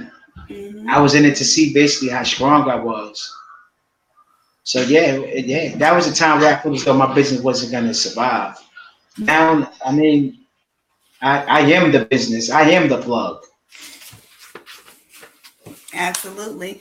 We're going to move on to the next question. Ugh, I just lost it. Give me 1 second. Where did it go? I just had it too. Okay, here it is. And put it on the screen. So, how do you handle it when one of you wants to make a risky business move? That's a really good question because I had to learn. I had to learn. So the beginning of my marriage, I would make decisions without my husband, thinking, okay, well, it's my business and he has nothing to do with my business. So why does my business move affect him? In actual reality, he has a lot to do with my business. Every move that I make inside of my business, I need to consult with my husband to make sure it's a good idea. It eliminates the failing aspect. We talked about failing earlier. What I lack and he knows his knowledge, with his knowledge, it can help my business decision either go 10 times better or we just got to cancel that business decision and come together and make a new one, vice versa. So that's what happens when it's time to make a risky business move. We have to consult with each other and decide what is the right thing to do for our brand and our business. I'm really technology savvy. I'm really internet savvy. So when it comes down to branding, he always consults with me first when it's time to brand and do a different design. And does this look good for Instagram? Or, babe, I need this advertisement or whatever the case may be. And on top of that, what is your definition of a risky business move? When you're established and you kind of got the flow of things, nothing is too risky. Nothing. I don't feel like anything is too risky when it's your brand and you're independent and nothing is too risky. Well, I mean, everything is too risky for people that don't have their own business. That's why some people are still at jobs. Okay, that makes sense. So everything is gonna be risky. Just like when it comes to the aspect of me telling people to quit your job. People will say, "You fucking crazy? What the fuck? What? So I could come live with you?" That be their response majority of the time. So I can come live with you, and it's not about. That's that risk that a lot of people are afraid of. So when it comes to business, just even this is just risky for people. For somebody to say, "Well, how you could pay this and how you could pay that, or why would you put that much money for that? Oh, do you know what I could have did with that money that you just spent?" They feel as though I'm taking a risk, but I'm taking an investment. See, the thing is, we use the word investments. People that's not independent, that still work at jobs, they use the word of risk. You know what I'm saying? Like we have different words. We use investment, they use risk. So that's why you don't understand the question. But I understand the question. Okay, so like a financial risky type of thing. But again, I said nothing is risky in my opinion. And again, you made a valid point, whereas you said that if they're not independent and they're just working a 9 to 5, everything is going to be risky for them because they're going to feel like they need that 9 to 5 to survive, or even they need that 9 to 5 to build their own brand. A lot of people think that too. They think that, okay, let me work this 9 to 5 so I put this money into my brand. But yeah, your brand is not going nowhere because you don't have all of your attention into your brand. Yeah. It's the there is no risk there is no risk in business. There is a such thing that's called taking your opportunity. When it comes to business, you must take your opportunity. Us both being business owners, we don't use the word risk. We use the phrase of take your opportunity. You know what I'm saying? And that's what we take every day. We take our opportunity and we invest more into the business as opposed to investing more into frivolous things won't won't help us build. Okay, moving on to the next question.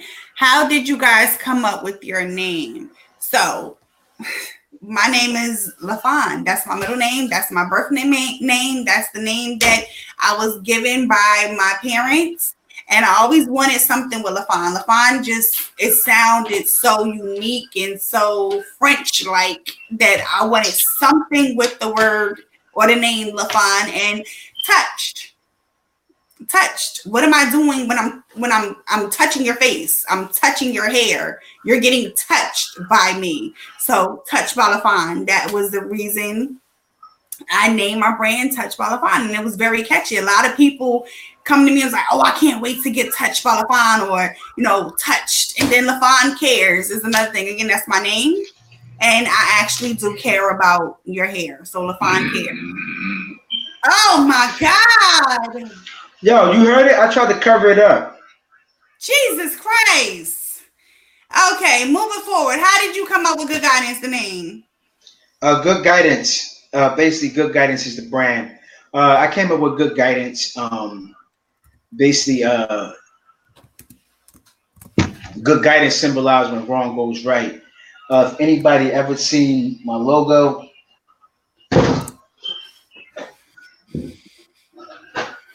I'm trying to position this. Okay, I'm gonna make the screen full screen so they can see it. All right. If you see, one of the G's are backwards, which symbolize the route going into the wrong path. The other G is frontwards. Once you start going in the right path, which is God path, you turn the G around. That's how I came up with Good Guidance. Basically, I never used to have God in my life. God was always in my life, but I didn't know that God even existed. So when I started getting more into God, I told myself I need to implement God somewhere within my brand. That's why Good Guidance symbolized when wrong goes right. Like I said, the G was backwards because I once was going down that wrong path. Now I'm going in the right path, which is God path. I turn that G around. That's why it's Good Guidance. I would have had God guidance, but I don't think that would have been catchy for people. They wouldn't have caught that. Everybody doesn't believe in God. Some people are atheists, and some people are God bodies. So I took it as, okay, well, if I give somebody with a shirt that say Good Guidance, they still see it as positive. Some people might think God on it too, but at the end of the day, I got to make it to whereas everybody could wear it. That's what it's about, man. Okay, so I thought this was a really, really good question from Romeo. So, is it easy to do collaboration with other brands? Babe, answer that question. Is it easy? I'm gonna say yes and no. I'm gonna say no because at the end of the day, everybody have a different view. Like I could be one that like to do all positive shirts, like the shirt I have on now, never question God,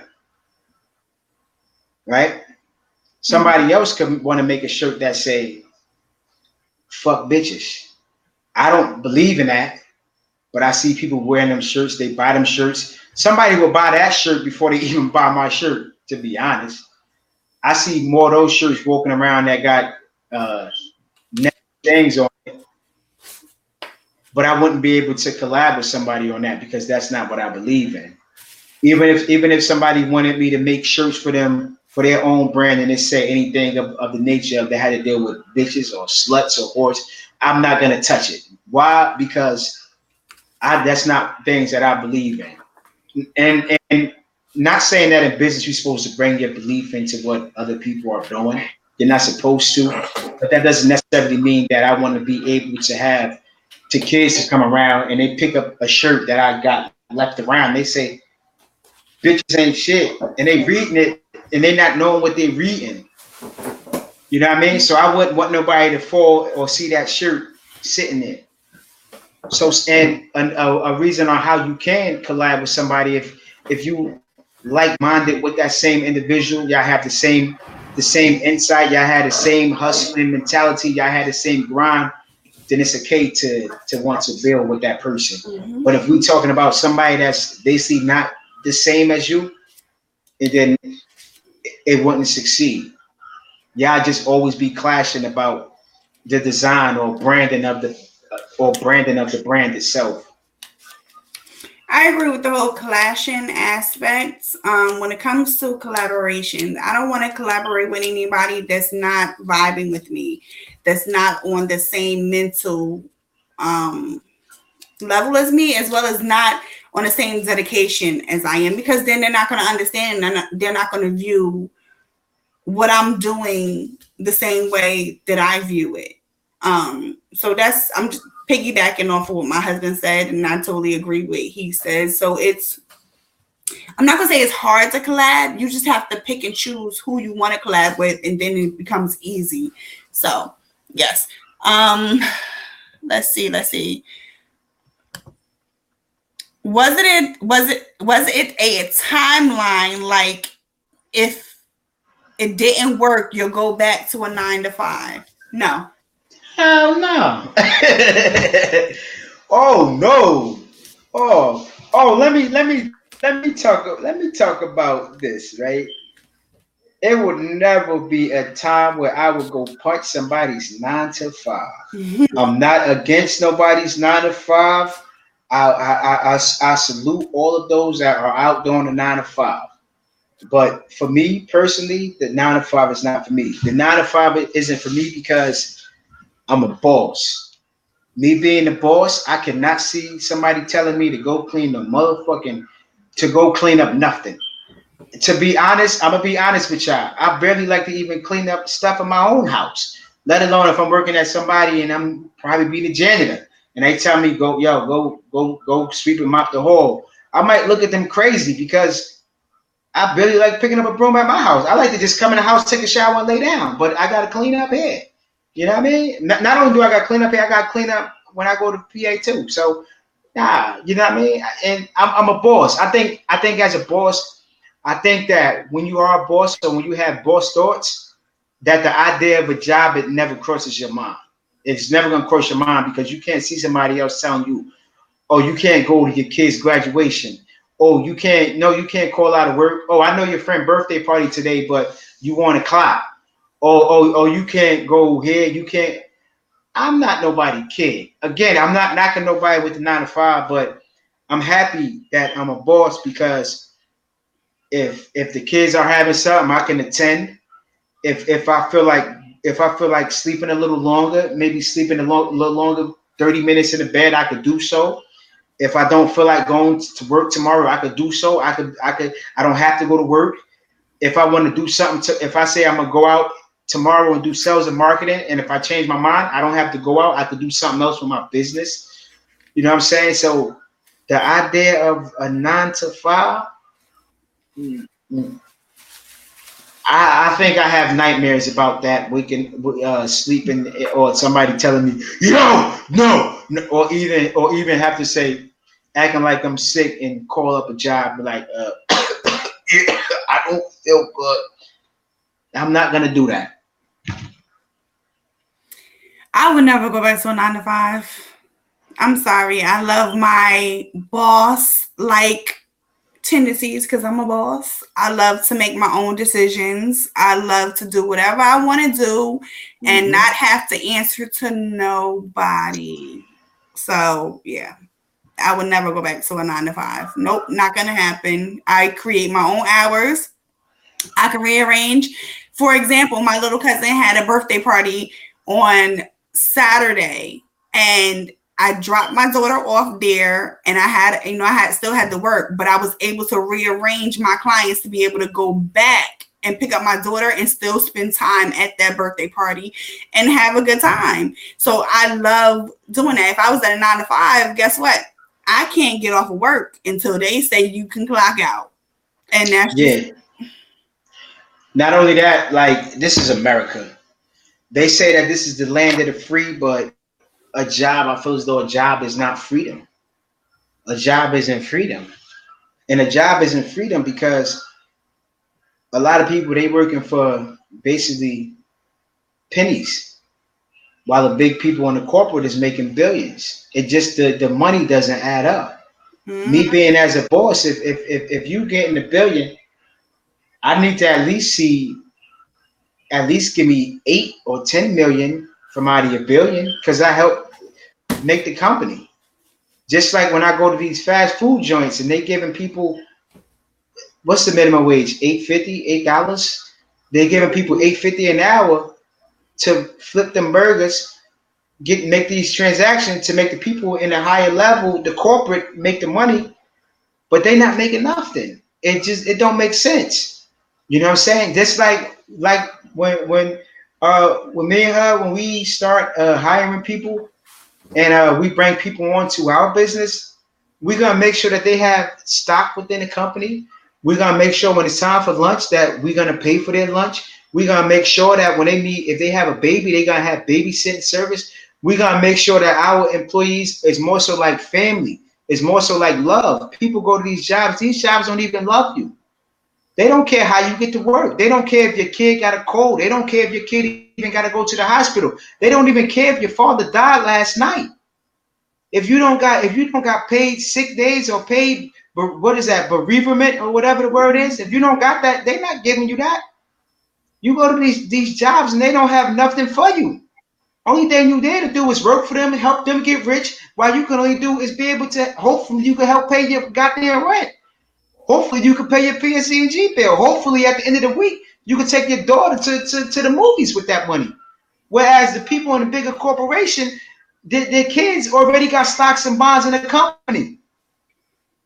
When I was working at the tax place, and it was the first time I ever seen, the first time I was ever doing taxes was in 2007, 2008. And when I'm doing the taxes, and the guy that I was working for, I called him and I was like, Mark, I said, look, they must got the date of birth wrong. And he was like, why? I was like, because it says that the kid was born in 2005, and here we are in 2007. He was like, no, the kids, they have CDs, they have stocks and bonds. And it blew my mind because here I am 10 times older than the 2-year-old, and I don't even have a stock and bond, but a 2-year-old doing taxes. You know what I'm saying? That's because their family are bosses. They making sure that their kids got stocks and bonds within a corporation. They made sure of that. So me as being black, yeah, I'm gonna make sure today in this time, I'm not punching nobody clock. I'm not gonna be nobody's slave in this modern day and time. I'm not doing it. And I don't care how much blood, sweat, and tears, how many sleepless nights I gotta lose, how many holidays I'm gonna lose. I'm not punching nobody clock. That's just me, man. That's just me, and that's just my beliefs. Calm down a little bit.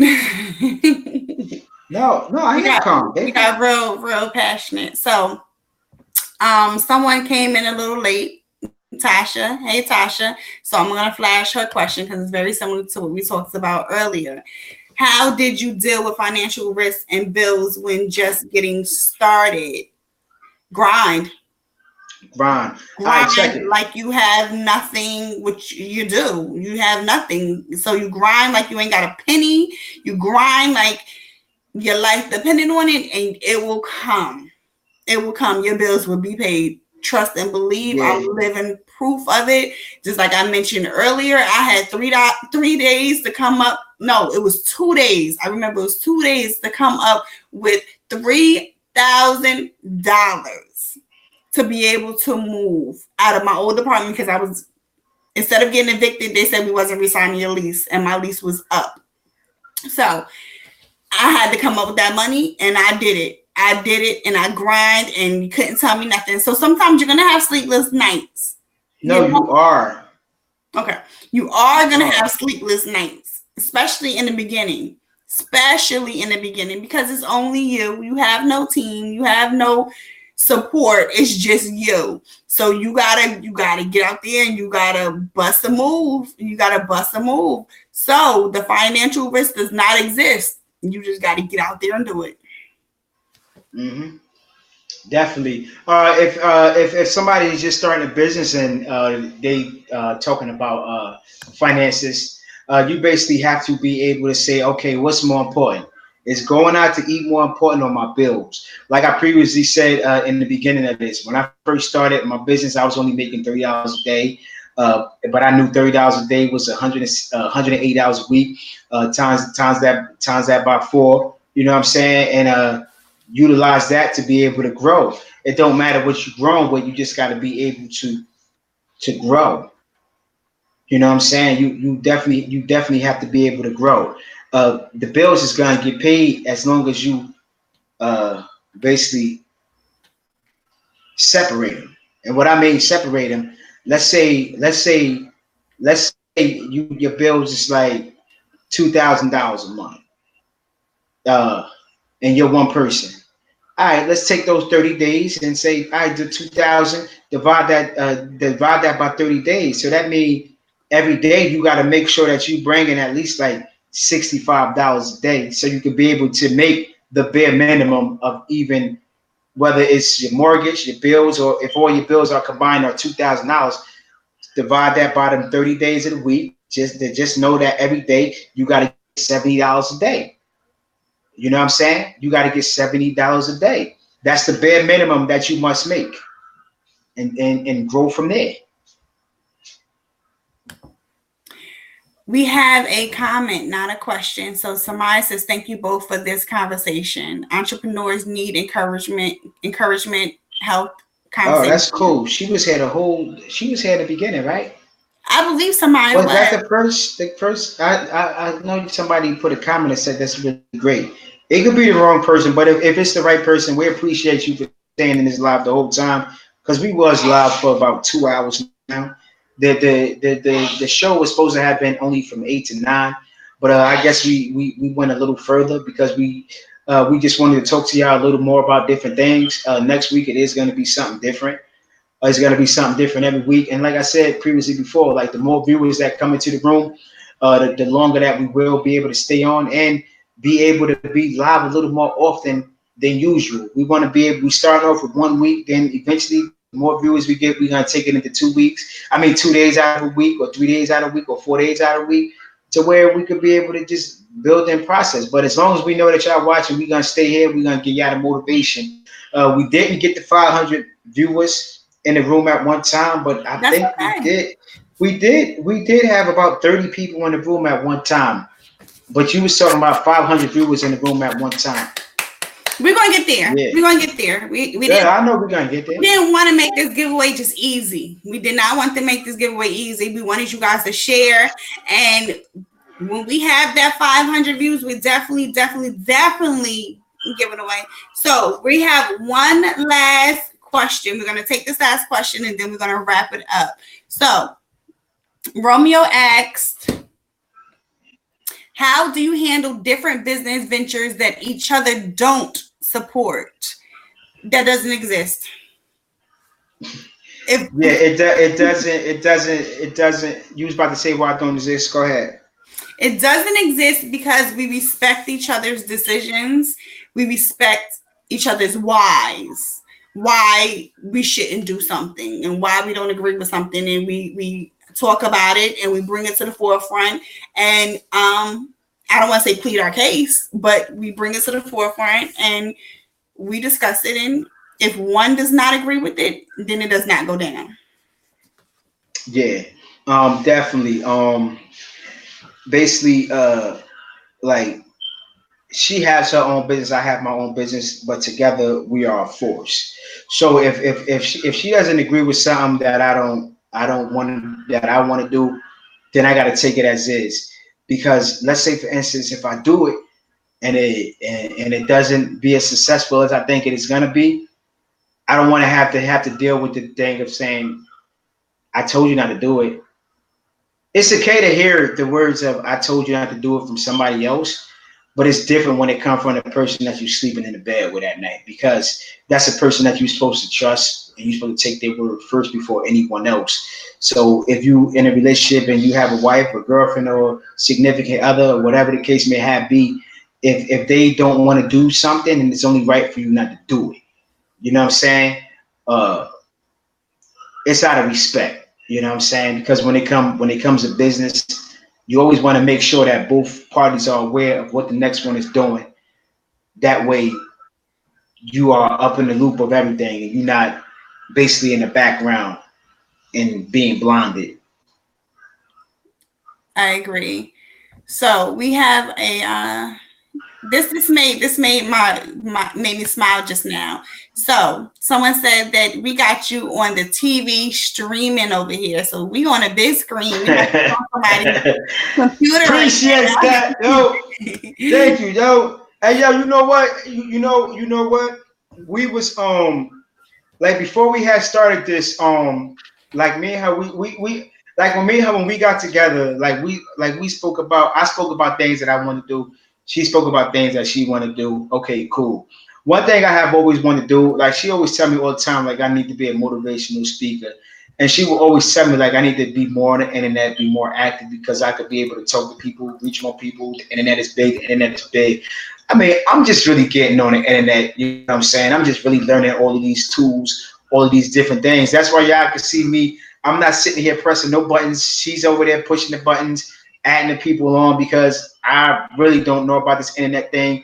And like when we started this, I was like, look, we're gonna start this network and we're gonna get this thing big and we're gonna get it going. And pretty soon we're gonna have our own big network, but we gotta start on Facebook first because that's where the people at.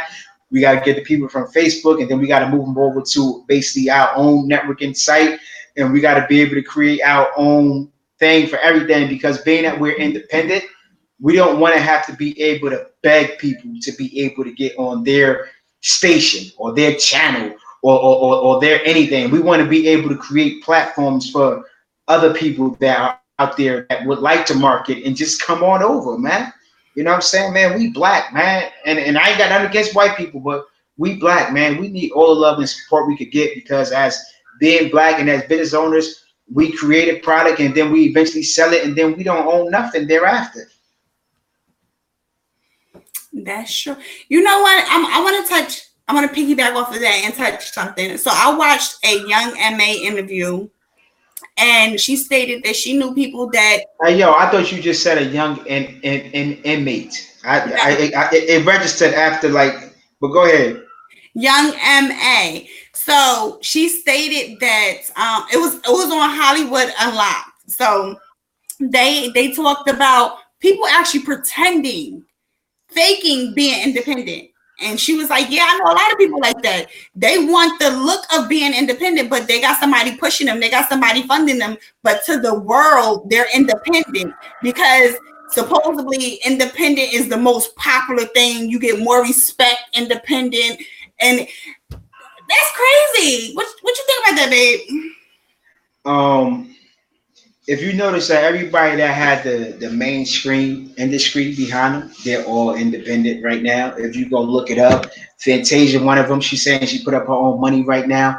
Lloyd Banks putting up his own money.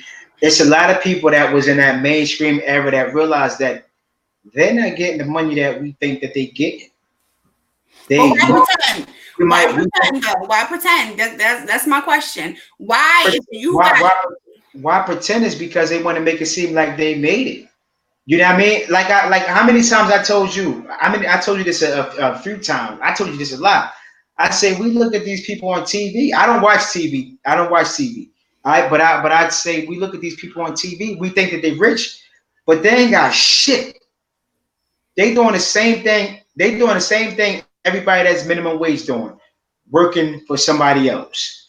You know what I'm saying? Because if they don't produce the way how that person wants them to produce, yeah, your ass is getting fired. When you independent, yo, listen, nobody's firing me. Nobody's taking my job away. Nobody's not doing that. So why they faking it? They faking it because they want to make it seem like they better than us. They want to make it seem like they made it. They want to make it seem like they on top. You know what I'm saying? And the way how I see it, man, you ain't on top if your family ain't on top with you. Or you ain't on top if you ain't go back to the hood and pick up a couple of people to give jobs to. Absolutely. You know what I'm saying? That you only on top when you show somebody else the ropes. Everybody want the knowledge, but nobody want to spread it. You know what I mean? And that's one thing that I love about my wife, because we spread knowledge to people. You know what I'm saying? Like, we both got good hearts. That's one reason that we both. That's the reason why we both love each other, because we both have a big heart that we share to other people.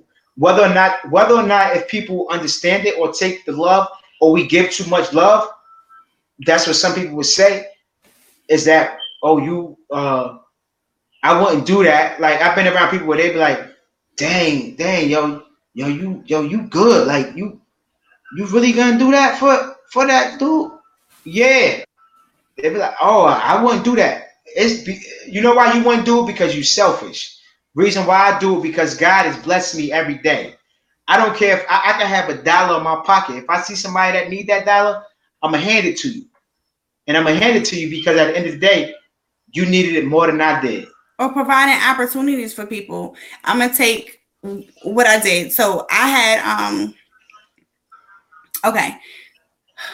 Let me take a deep breath before I even go further. So back in Wait, baby, I think we're going into too much time right now. we're about to wrap it up. We still have viewers in the room. They sitting here, they watching it patiently, man, and I definitely appreciate that. But we one thing about this right now is that being that we passionate, we'll talk on and on and on and on and on.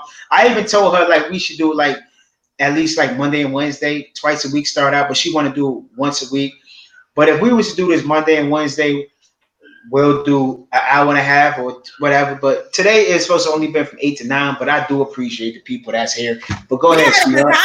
We had a good time today. But okay, I'm gonna make this short and sweet. We talk about building opportunities for other people and helping opportunities. And if you're in that position, you have to do that. And I feel like you make it when you're able to help others and push others. And I have someone that can say firsthand that I helped them in that. So Carly, I brought Carly on, and we brought Carly on December, I believe. Carly quit her job in March. Was it March or May? I think it was May, March, whatever it was. It might have been May. Quit her job in May and decided to be a hairstylist full time. And we pushed her. We stayed in her ear. We said, quit your job. And she did it, and she's doing very, very well. So we create opportunities for other people to build their brands. We want to see everybody win. We want to see everybody independent. We want to see everybody do great, especially my husband. Let me tell you quickly, our wedding night. I didn't hear it firsthand, but I heard about it afterwards.